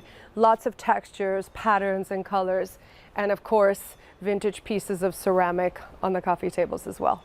So when I moved into this house in March of 2020, the garden had so many different types of plants, and I thought it's not a huge garden, so it needed a bit more, it needed to be rationalized. And I decided to plant a garden of just Florida natives that would grow quickly. They would be in various shades of green. I love the shade of green. I love gardens that have lots of different colors of green in a concentrated space. So we planted things like silver buttonwood, caper berries, a rum tree, just these wonderful Florida native plants, and they have grown so much in 3 years. I think the garden has almost doubled in size. Now, one concession that I made to the Italianate history of the house is planting olive trees. We have 2 olive trees in the house in these wonderful bronze pots from Bronzino that are really beautiful, but the rest of the plants are Florida natives. So as I mentioned before, I'm a huge believer in contextual design, and the flooring here is a corallina, a limestone, a very typical oolitic limestone that you would find in Florida. It's what most of the houses in Coral Gables were built from. And what I love about this particular material is that it really ages so beautifully. I actually love it when it's aged and you get all of these little green mosses and plants growing in it, and it has so much character. And really, by putting in this wonderful corallina floor that unifies this space, I created an outdoor room. I split my time between London and this home in Miami. I spend probably most of my time in London, and probably about a third of my time is traveling. We have projects in Mexico, in Colorado, in Spain, in London, in Switzerland. I keep myself busy. Let's head back inside and you can see how we brought the feeling of outdoors in. So this is what we call a Florida room. It's a family room, television room, just general hangout room. In my house, it's called the kids' room. It's the kid-friendly room where all of the fabrics are pretty durable and it's cozy and it's great for watching television and movies. During Christmas, I set up a kids' Christmas tree in here. So I love that the kids in my life love to come into the house and say, can we go to the kids' room? It's also the kids' room because I put a lot of animals in here. I have a bronze dinosaur, a rhinoceros, and some of the artwork has great little animal figures as well. And as always, in my rooms, there are lots of interesting works of art that I've bought over the years from different artists, from Bedia to a wonderful artist called Lidia Rubio. And I particularly love this wonderful, wonderful bell that I bought in Design Miami a few years ago. It's from the Frank Lloyd Wright School of Design, and I just think this incredible patinaed copper is the perfect color tone in my house. This is probably the most casual room in the house. Again, I just thought this was an easy place for hanging out, for watching television. I love the playful cactus lamps. I think they talk a little bit about the relaxed nature of this room. It's just cozy, easy, with beautiful textures, but it's not very precious, which is nice. Now this room, the Florida room, is part of what was originally the caretaker's cottage. And what I've created is a little guest suite. So when I have guests, they stay in the bedroom next door, which I'll show you. But of course, this room is also their television relaxing room. And so my guests and I can have separate spaces for total privacy. So of course, with these old houses, you work with the quirks and you find charm in them. This vestibule is right off the dining room, and I painted it this very deep shade of bottle green because I thought it was the perfect foil to the dining room. And this is that caretaker's cottage that is now the guest suite with a Florida room, a bathroom, and then the bedroom. And I really maximized the green in these rooms. This particular guest room, which I absolutely love, has this wonderful soft green wallpaper, and I think this might just be my favorite fabric in the whole house. It's a Zac and Fox in all of these wonderful shades of green, and then all of the cushions, which are a bit of a signature in our projects, to use mismatching patterns and hopefully find rhythm in connecting different styles but within the same color. So this is a cozy guest room, which I think definitely feels like you've brought the outdoors of South Florida inside. I think it's so important to make your guests feel at home when they're coming over to stay. I always try and make sure that I've slept in the room, that I've tested the linens, that I've tested the quality of the bed, that I make sure there's enough lighting in the room. I put a little desk because I know these days people like to work in their rooms when they're traveling, so I make sure that's all comfortable for anything that my guests can do. Obviously, we always have a jug of water, lots of freshly laundered towels, and just climate control. So this whole side of the house has its own air conditioning so that my guests can feel at home to have whatever temperature they're happy with. So from the guest room, I'd love to show you the guest bathroom because it's another symphony of green. I had the most incredible tiles custom made in Portugal. We sent them all of these color swatches so that they would get the perfect shade of green. And you can see in here. I love working with dark colors, and I think there's something really wonderful about the contrast between a dark room followed by a light room. It's something that I've always liked to play with in my career. And I just thought this bathroom with these brilliantly emerald green tiles and the wonderful green marble on the floor and on the vanity, I just thought a dark green wall would look incredible. I think people are scared of dark colors, and ironically, every time I do a dark color room, it ends up being somebody's favorite. So as long as you have the right foil, you know, bit of wonderful artwork and beautiful accessories that keep it from feeling oppressive, a dark room can be the most glamorous and cozy place that you can be.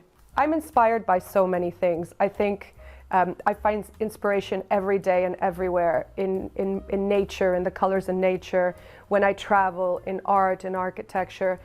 But the inspiration for this house was very much that it be a family house. And it's a house where I want all of my friends and family to come. I entertain all the time. I host kids' parties, grown-up parties, cocktail parties, you name it. It's really a home for living. Let's go see the rest of the house. So on the other side of the entrance hall is the kitchen. Come and have a look. So the kitchen is a very big space in this house. It's the previous owners had converted the original dining room, butler's pantry, and kitchen into this very large space, and actually it works really, really well. I'm a huge fan of kitchens that don't feel like a kitchen, that don't feel industrial, but actually feel like another room that happens to be a kitchen. So when I designed the kitchen for my house, instead of having upper height cabinets, I put these wonderful brass shelves where I could showcase more of my personal art collection. All of the accessories that you see on the counters are ceramics, marble pieces that I've collected over a number of years on my travels. And I think it just creates this really cozy room that happens to be a kitchen. So I love, as I've said, I love collecting pieces when I travel. I have been known many times to have to buy a suitcase or a duffel bag to bring all of the extra pieces that I've bought while I'm traveling.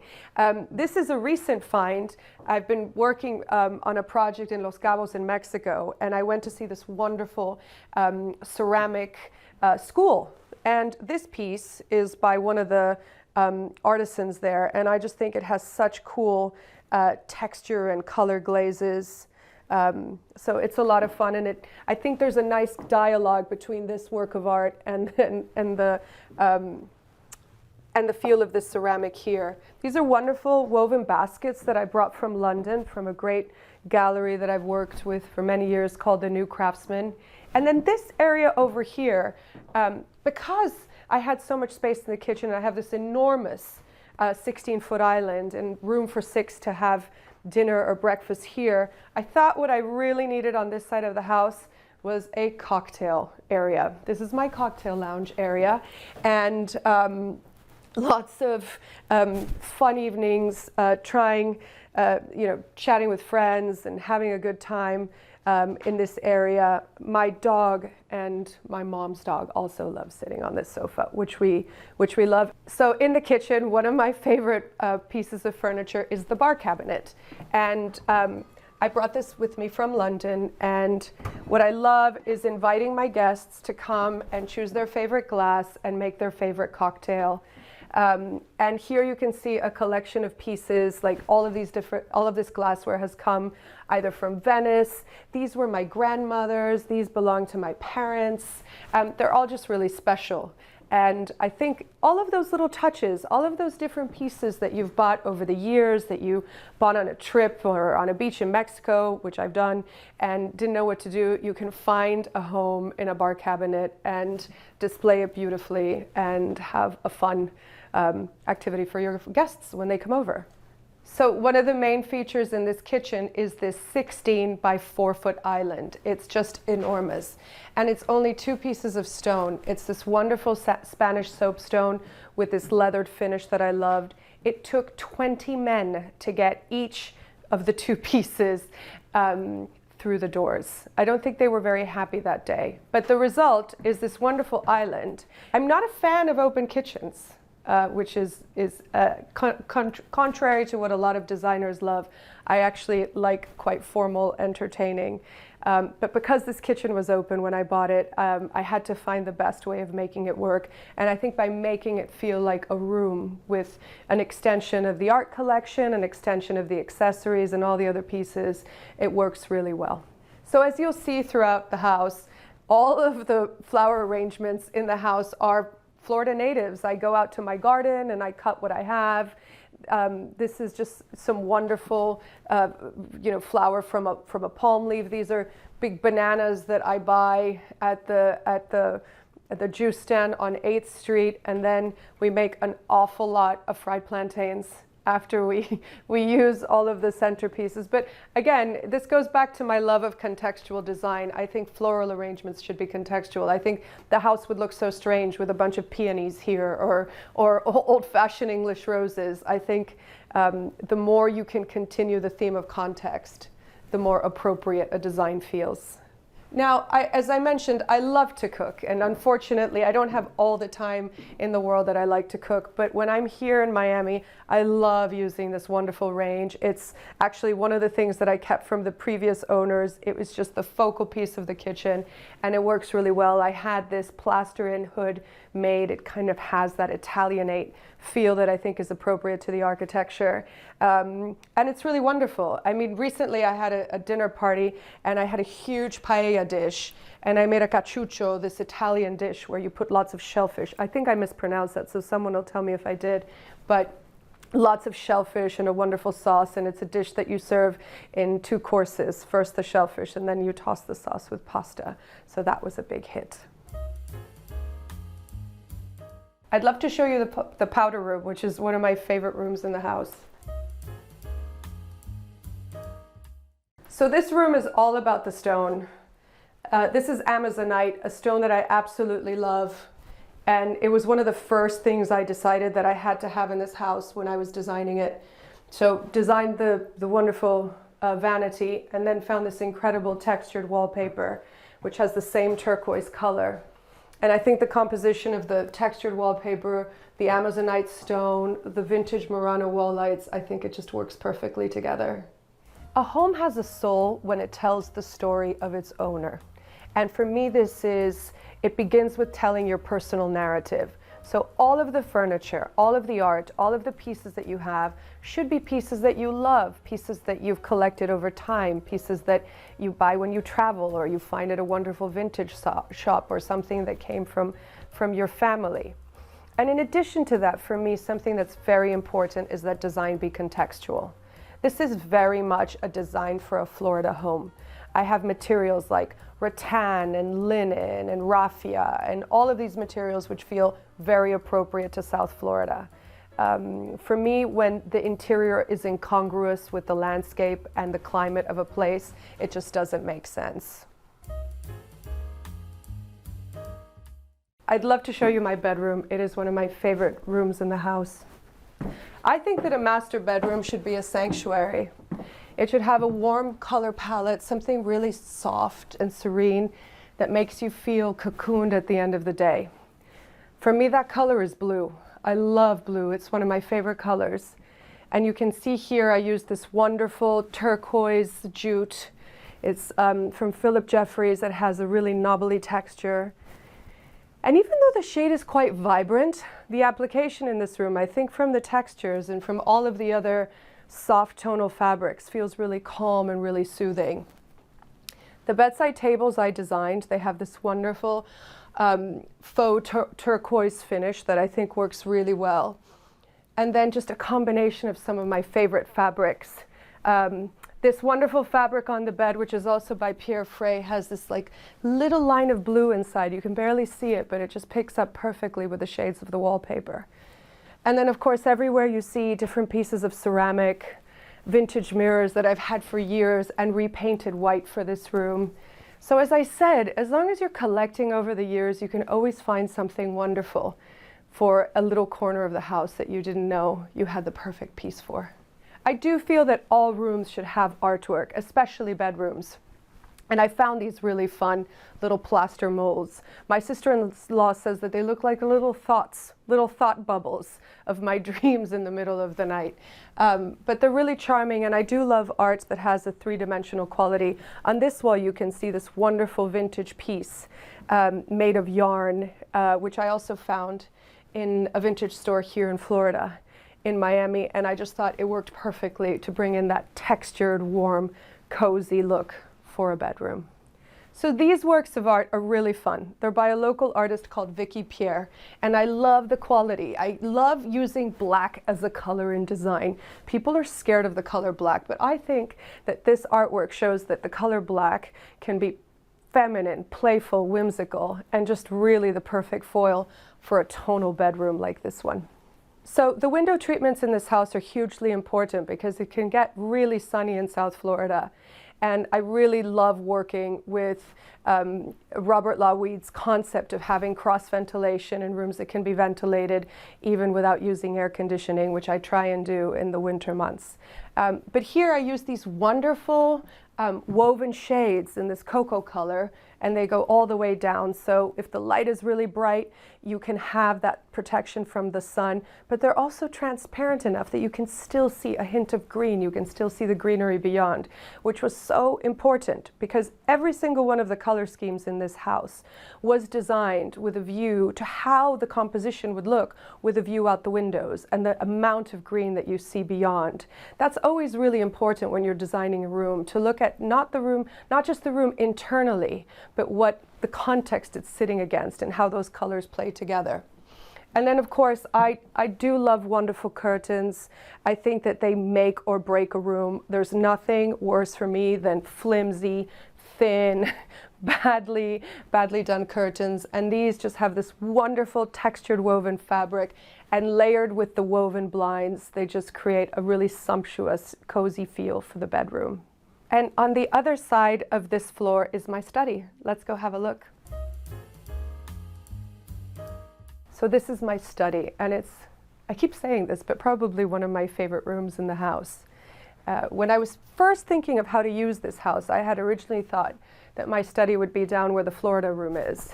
And my brother actually said, this is the best room in the house because it has the view all the way through the garden, and you should use that room to be the room you're going to be in the most, which is my study, my office. So it's a wonderful room. It's also doubles as a TV room, a cozy little snug. It's where I work every day. It's where I do all of my Zoom calls when I'm in Miami. And it's just a very, very, very cozy room. I'm not a great fan of carpeted rooms, but this floor had been ruined by termites. So carpet was just a quick solution when I was trying to move in. And actually, it does give it quite a cozy feel. I picked a carpet that looks like a sweater. And then, of course, a wonderful collection of books that I've been collecting for years, some of them back from my university days a long time ago. So it's nice to have a place to showcase. And then these wonderful bookshelves by my friend Tyson in London also have little animals, as you can see. So there's a little lizard over there, and there's a bird up there. So that is more of the 18 animals throughout the house that I love to task my kid visitors with photographing when they come for a visit. So these fun little pieces of furniture were used for my dolls when I was a little kid. They're Mexican, and my mom bought them in a market in Mexico. And when my parents were moving out of their house, they found them in a box. And I thought they looked so charming as little accessories on my bookshelf. I thought, what more appropriate accessory for a designer to have than, they look like little model furniture, little pieces of model furniture. And so, and of course, a collection of ceramics. I'm obsessed with ceramics, as you've gathered from the tour of this house. So lots of different pieces on the shelf. And it's always evolving and changing. I use them for floral displays, and then I move them from room to room. I think a house should always have an organic quality. You shouldn't be too rigid about what you have, and you should be moving pieces around and living every day with the ones you love best. So I love a chaise. I love them. They're so cozy. This one is comfortable for 2 people, which was important for me for my television room. This actually doubles as the sitting room for my bedroom, for the main bedroom up here on this level. So I designed this in 2-tone fabric so that it wouldn't be too oppressive all in one. And it's just super cozy. And then of course I have a wonderful view of the garden beyond.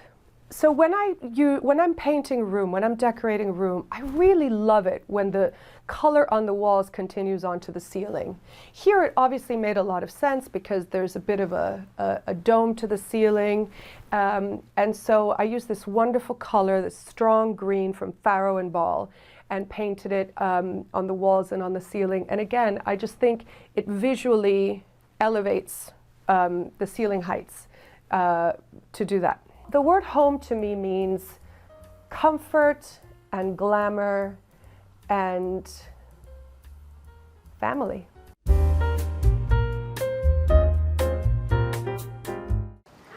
Hey Homeworthy, I'm Lewis. Thank you so much for coming to my home in West Palm Beach. Come on in, let me show you around.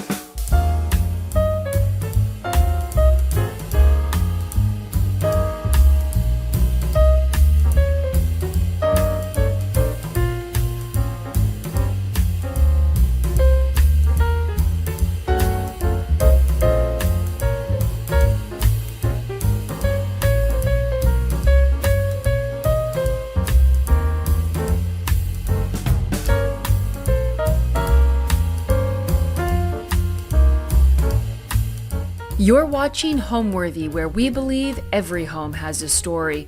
My name is Lewis Miller. I am a floral and event designer with offices in New York and West Palm Beach, and today we are at my home in West Palm Beach. I bought this home in 2021.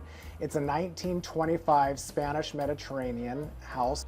It was love at first sight. Honestly, I bought it sight unseen and came down and loved it even more. So then spent the next 6 months to a year really gutting it and doing a lot of cosmetic changes to make it feel like home. Buying this place sight unseen was a little nerve-wracking, but I had looked at so many properties, and what I loved instantly about this property was that the bones were all there. It was a great little size, it was a manageable size.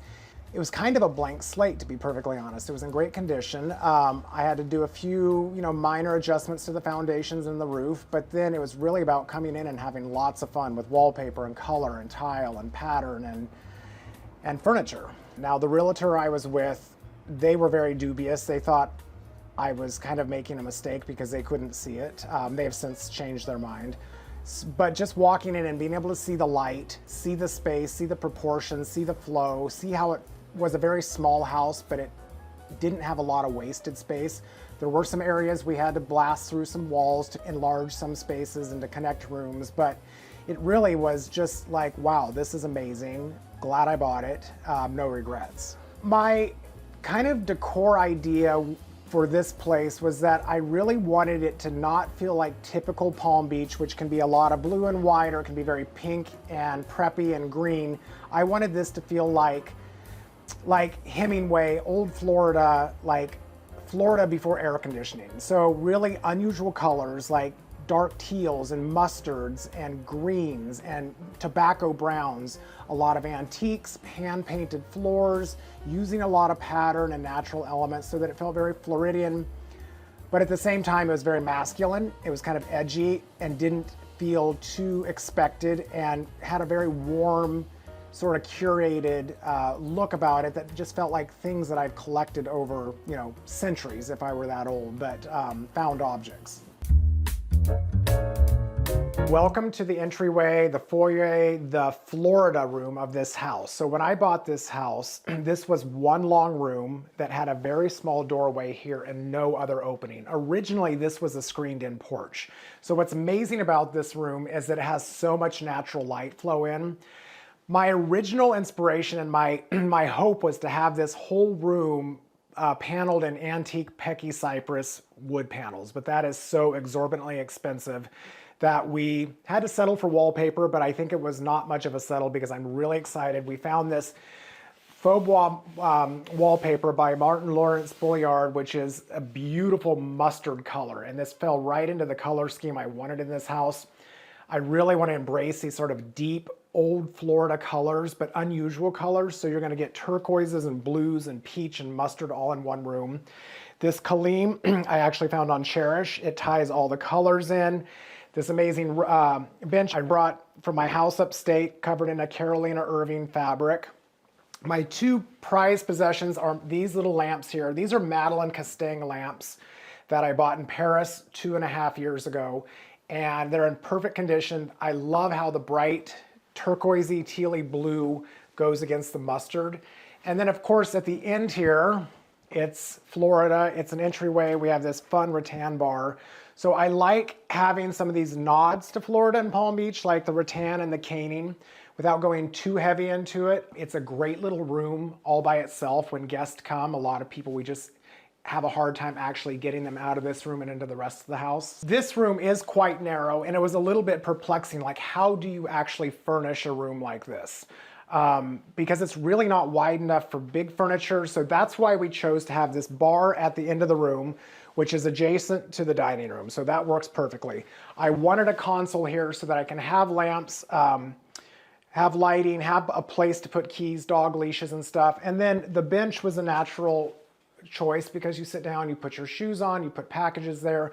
So while this room is narrow, it's very functional, and it's kind of broken down into 3 little individual spaces in one cohesive space. One thing I want to point out, the door, again, I really wanted a very expensive antique door. They just weren't available. So I found this amazing faux painter down here who did all of this wood paneling. This is all painted on. So this is hand painted, faux painted. The floors were stripped down, so they're just a pickled Florida pine. And then this leads right into the living room, which originally this had a very narrow door, but I opened this up so that this room has much more light. Come on with me to the living room and let me show you this space. This living room was originally the dining room. For some reason, it's the biggest room in the house, so I'm not sure why. And there was actually a door that connected to the kitchen there. We closed in this door, we made this door larger, and we put in all the bookcases so that it's surrounded by books. It's a library, living room, it's very cozy. The walls are painted this deep, intense, tealy green blue. The floors have been hand painted by Mary Mead from Atlanta. They're done in this geometrical tobacco stained pattern with the natural rush rug. These 2 chairs here I found locally. They're antique French armchairs, club chairs, so I love them because they're a little tattered, they're a little worn. The dogs love them. This sofa here, it's a down sofa. The dogs love it, as you can see. This is from Howell, London, one of my very favorite furniture makers on Pimlico Road. And then this bird prints I found in Paris at Stéphane Olivier Antiques, and that added just the right touch because it feels very Floridian, but it's sort of saturated, it's antique, it's vintage. It works great with the colors in here. I love having plants in here, whether they're bromeliads or unusual specimen orchids. And again, like a little bit of flowers every now and then, like these sweet peas. We have a cute little window seat over here that is covered in this hydrangea print with that matches the shades, and the wall sconces all have rattan shades. This is a great room, so I can't imagine it being a dining room. It makes for a very cozy living space, and we love it. And it's also really pretty at night when you're walking down the sidewalk because you can see through the Florida room and you can see the bird prints on the wall. This desk is a vintage bamboo desk. Again, it's from a local antique dealer. It brings in some of that old Hemingway feeling. But there's a cute little detail I want to show you over here, and there's a couple throughout the house. So the guy who painted my front door, I wanted these little surprises. So this is the dead butterfly on the windowsill. So every once in a while, you'll get cute little moments of folly like that that are there for no other reason than to just, make you smile. While this room is directly off the Florida room, the line of sight from here looks over the front yard and the street, but this is, again, was important that the furniture in this Florida room didn't look cluttered, or that it actually made some sense. So sitting in this room, you see the bench, you see the curtains, and it actually does feel like an extension of the living room. Same thing when we get to the dining room, the bar feels like an extension of the dining room. So I've always been in love with the natural world. As a child, I grew up in gardens. I come from a family of gardeners. I've always loved flowers. I experimented very early on how flowers can change the dynamic of a room. I went to school for horticulture and landscape design, loved it. My attention span was a little too short for watching gardens grow, and I fell into the whole floral event design business, which was so perfect for my personality because you can really create a whole space, create a look, and it's all over at midnight. So I started doing this at a very young age. I started my business, Lewis Miller Design, in 2002.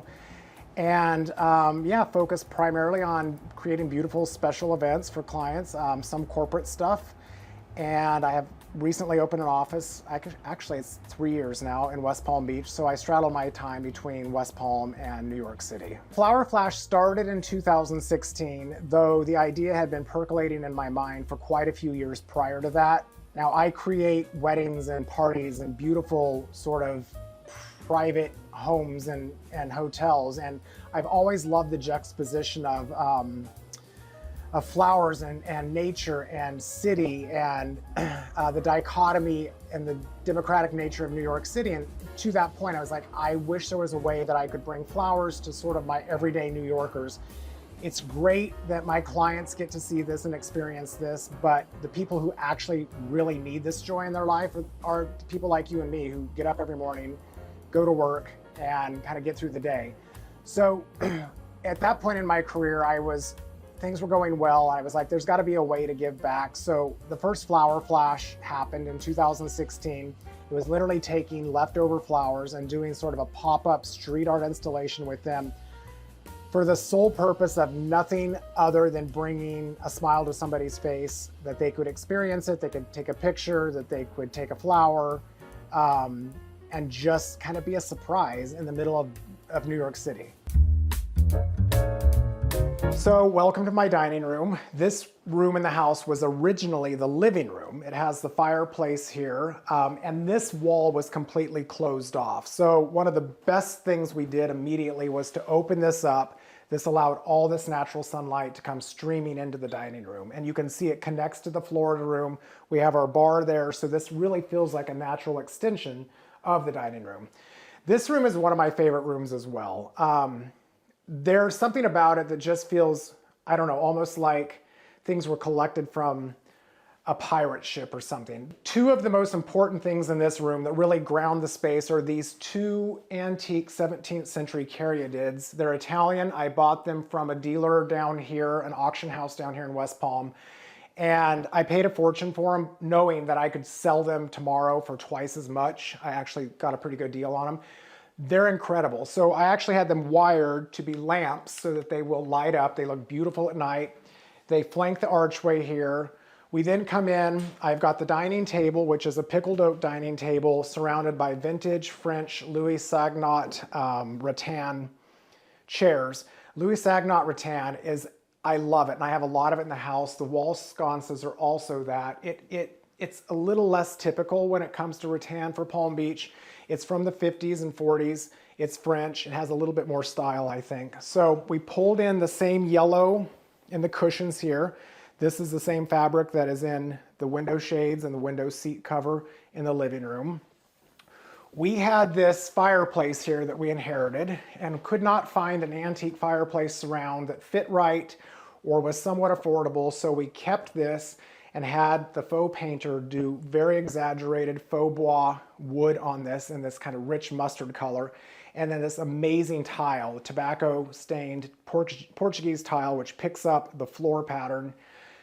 The walls are wallpapered. I use a lot of wallpaper in the house. We actually turned the pattern sideways for this wallpaper so that it felt more like a basket weave as opposed to going up and down. We thought it looked a little dizzying, so I actually prefer it this way because it has this kind of tendency to look like a basket weave.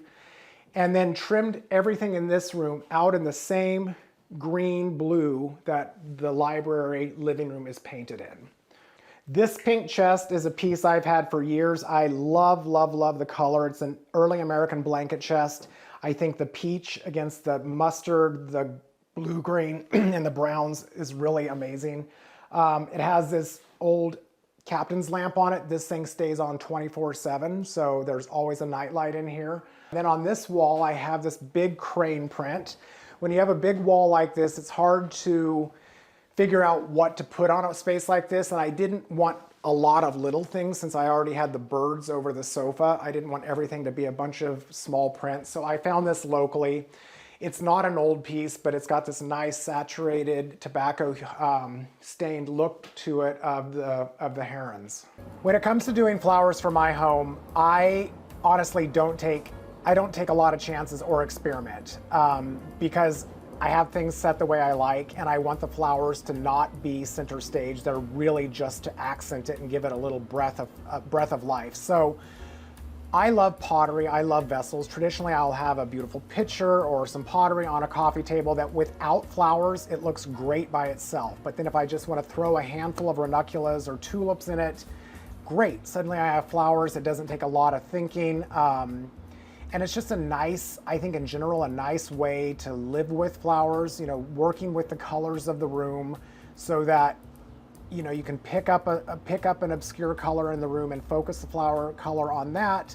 So they feel bold and they complement the art and the upholstery, but it doesn't feel like you overthought it or overdid it, which I think is crucial. On the dining table, I have always loved majolica, and these are majolica begonia leaves. So they are sitting on the table. I love the colors. They really bring in the colors of the entire house, actually. And then this rattan basket I bought from Soane in London and just stuff it full of tillandsias and bromeliads, stuff that would naturally grow outside and look very at home in Florida. So this room is fun for entertaining because I hosted Thanksgiving here, I've done dinner parties here, I have a lot of beautiful china and placemats and linens, so it's really great to set this table up. You know, I'm usually a little sparing on the flowers because the table fills up very quickly, so I'll just do some small bud vases, but a lot of candles, but it really becomes about the color of the plates and the china and the linens and how it all works in this room. One little thing I want to show, another little detail here, we have a little mouse that was hand painted there in the corner. He's peeking out of his mouse hole. That's by the same artist who painted the fireplace and the butterfly. And the last thing here is our trompe l'oeil $50 bill on the corner of the bar. So this is very realistic. That's actually hand painted. It's not decoupaged, and it looks like somebody dropped some money, and it's just there for kids to look at and try to reclaim. So this room has a lot of patterns, but I love that because it's got a lot of energy, but nothing is very, very strong. I mean, the fireplace is pretty strong, but you know, I don't know. I think with the fact that it's all outlined in a very strong color, we kept the shade pattern to be a little bit more discreet, and it's more about the color scheme really working and that everything has some space and it's not terribly crammed up against each other, so it feels natural. It works with the natural fiber of the bamboo. You have the views into the other rooms that help it all make aesthetic sense. Okay, welcome to the family room. So this is where we spend most of our evenings. It's right off the kitchen.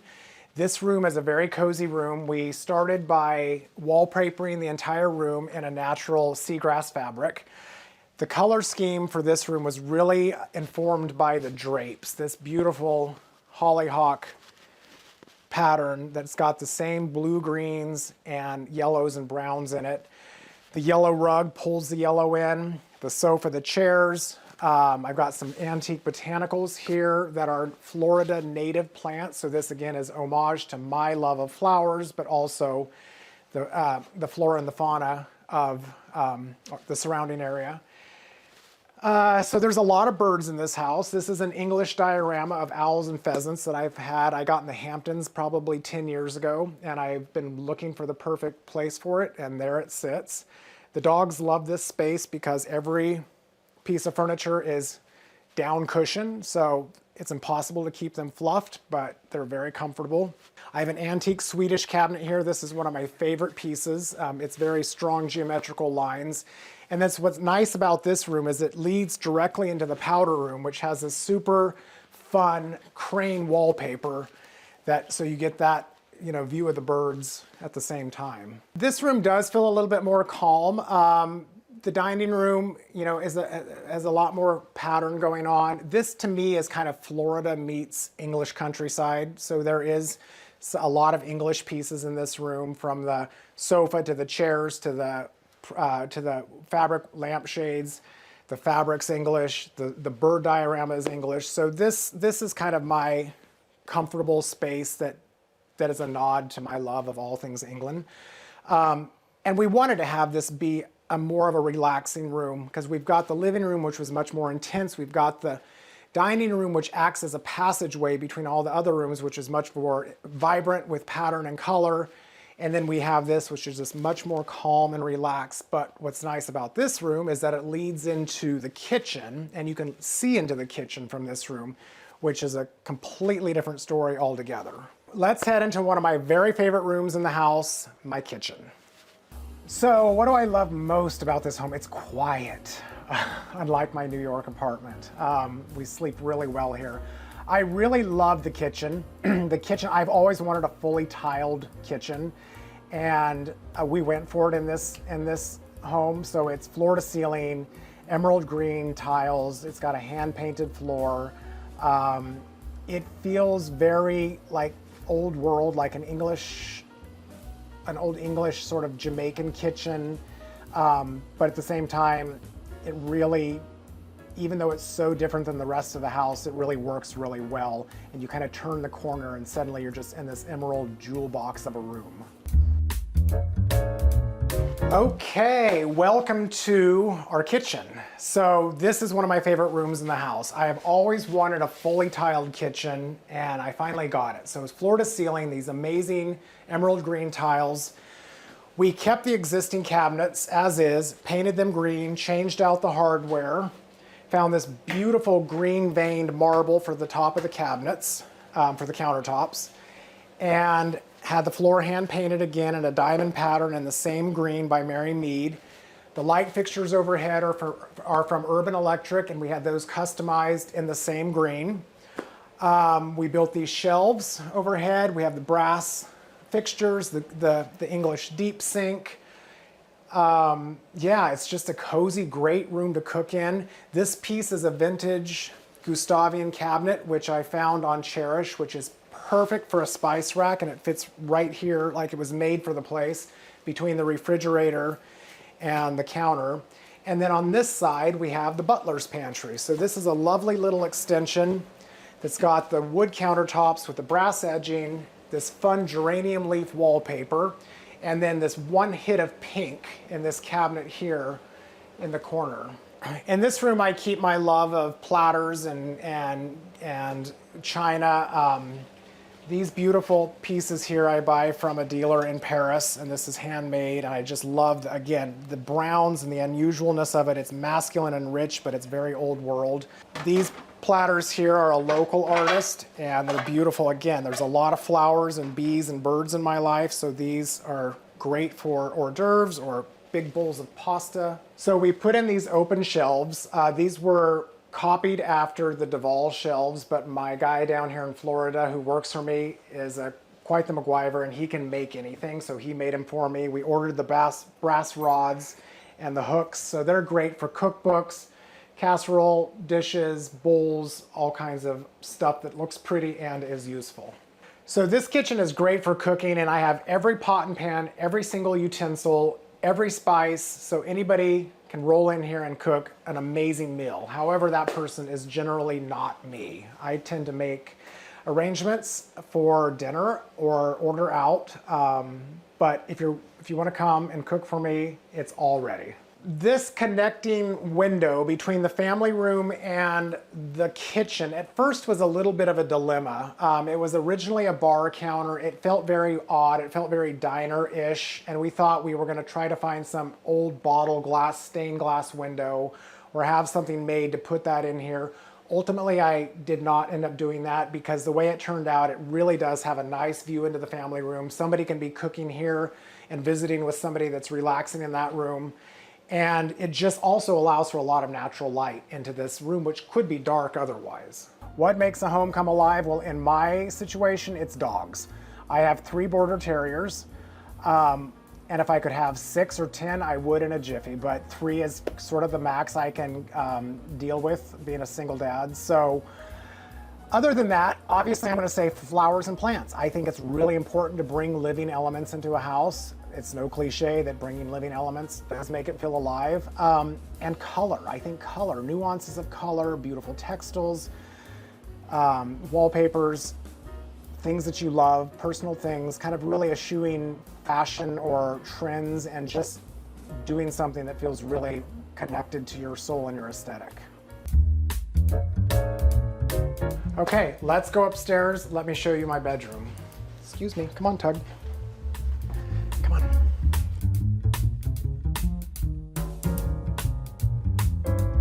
Okay, welcome to my bedroom. So this room originally had a big closet, which we ripped it out so there was a larger space to create a little bit of a seating area. We moved the bathroom door over so that there was actually a proper wall for the bed. These walls are covered in this amazing printed rattan fabric that's got a pale stripe and a botanical print to it. We put in this closet and lined the panels with the same fabric. And it's very quiet. The curtains are this beautiful soft sage green that pick up the print of the wallpaper. The bed is a 4-poster bed that I had at my house upstate before I sold it and moved down here. Brought in this vintage rattan chaise lounge with the beautiful fabric there for that corner. That fun monkey side table I found from a local dealer down here. So one thing I really love about this room is, again, the hand-painted floor. So this floor is beautiful. It's in the soft blue and green shades, hand-painted by Mary Mead in Atlanta. Picks up all the soft tones. It's very important that this room feels very, very restful, and it does. So it's great to lay in here. The morning light streams in beautifully. The bed looks great right now and very crisp, but there are 3 dogs that sleep with me, so it doesn't always stay like that. But this is just nice, classic Pratisi bed linens. These lamps I bought from a local auction house, and they just give a nice glow to the room with their silk shades. One of the best things about this house was the bathrooms needed very little work. Now, we did have to move the door and put in a sliding door, and I put in this vanity, but the tile was all original to the house. We painted it the same soft green as the trim of the bedroom. This big deep tub was here, so this room was really pretty much ready to go. Okay, let me take you to the dressing room next. I love this room. This was originally a bedroom, but I decided since I would prefer my guests to stay outside in one of the back cottages that I not have guests stay in the house, that I would have to turn this into a dressing room. So we put in these cabinets that are lined with the caning on the 4 corners. It's a great space. It's got a lot of storage. It's got a lot of natural light. It's a great place to just read, to get dressed, to prepare for the day, for packing your bags for trips. And it just overlooks the front of the house, so it just is a nice addition to this whole series of upstairs rooms. These beautiful chairs are pieces that I got years ago in New York. I had them reupholstered in this stark fabric, and I actually loved them so much I kept them as is, did not reupholster them again. They work great in here. It's a perfect spot to read a book, put on your shoes, put the dog collars on, whatever needs to happen. This lamp here is a vintage French piece. It is by Audemars Manet, I believe is his name, and I bought this locally. This is one of my favorite pieces in the house. It's probably from 1960s. It's all made out of sculpted rope with this green glass orb in the middle and the natural burlap lampshade. This here is Leo the lion. He's one of my most prized possessions. He's traveled around with me for years. I bought him at the New York Botanical Gardens show about 15 years ago. He is one of the few pieces I would actually grab and run out with if the house were on fire, besides the dogs. So come with me to the greatest part of the whole house, the outdoor terrace. My approach to floral design and how I design this home or an apartment in New York or my house that I had upstate, they're very similar. I really want to go for something that feels relaxed, that every piece in the house could actually be a conversation piece, but nothing fights. So it feels very curated. There's a lot of interesting things. There's old things, there's new things, there's layers. Layers is a very important word in all of my projects, whether it's a wedding, whether it's a birthday party, whether it's a home. And so that you can be in the environment, and there's a lot of moments of discovery. So as you look around, you notice, details that you didn't necessarily see at first, but nothing is overwhelming.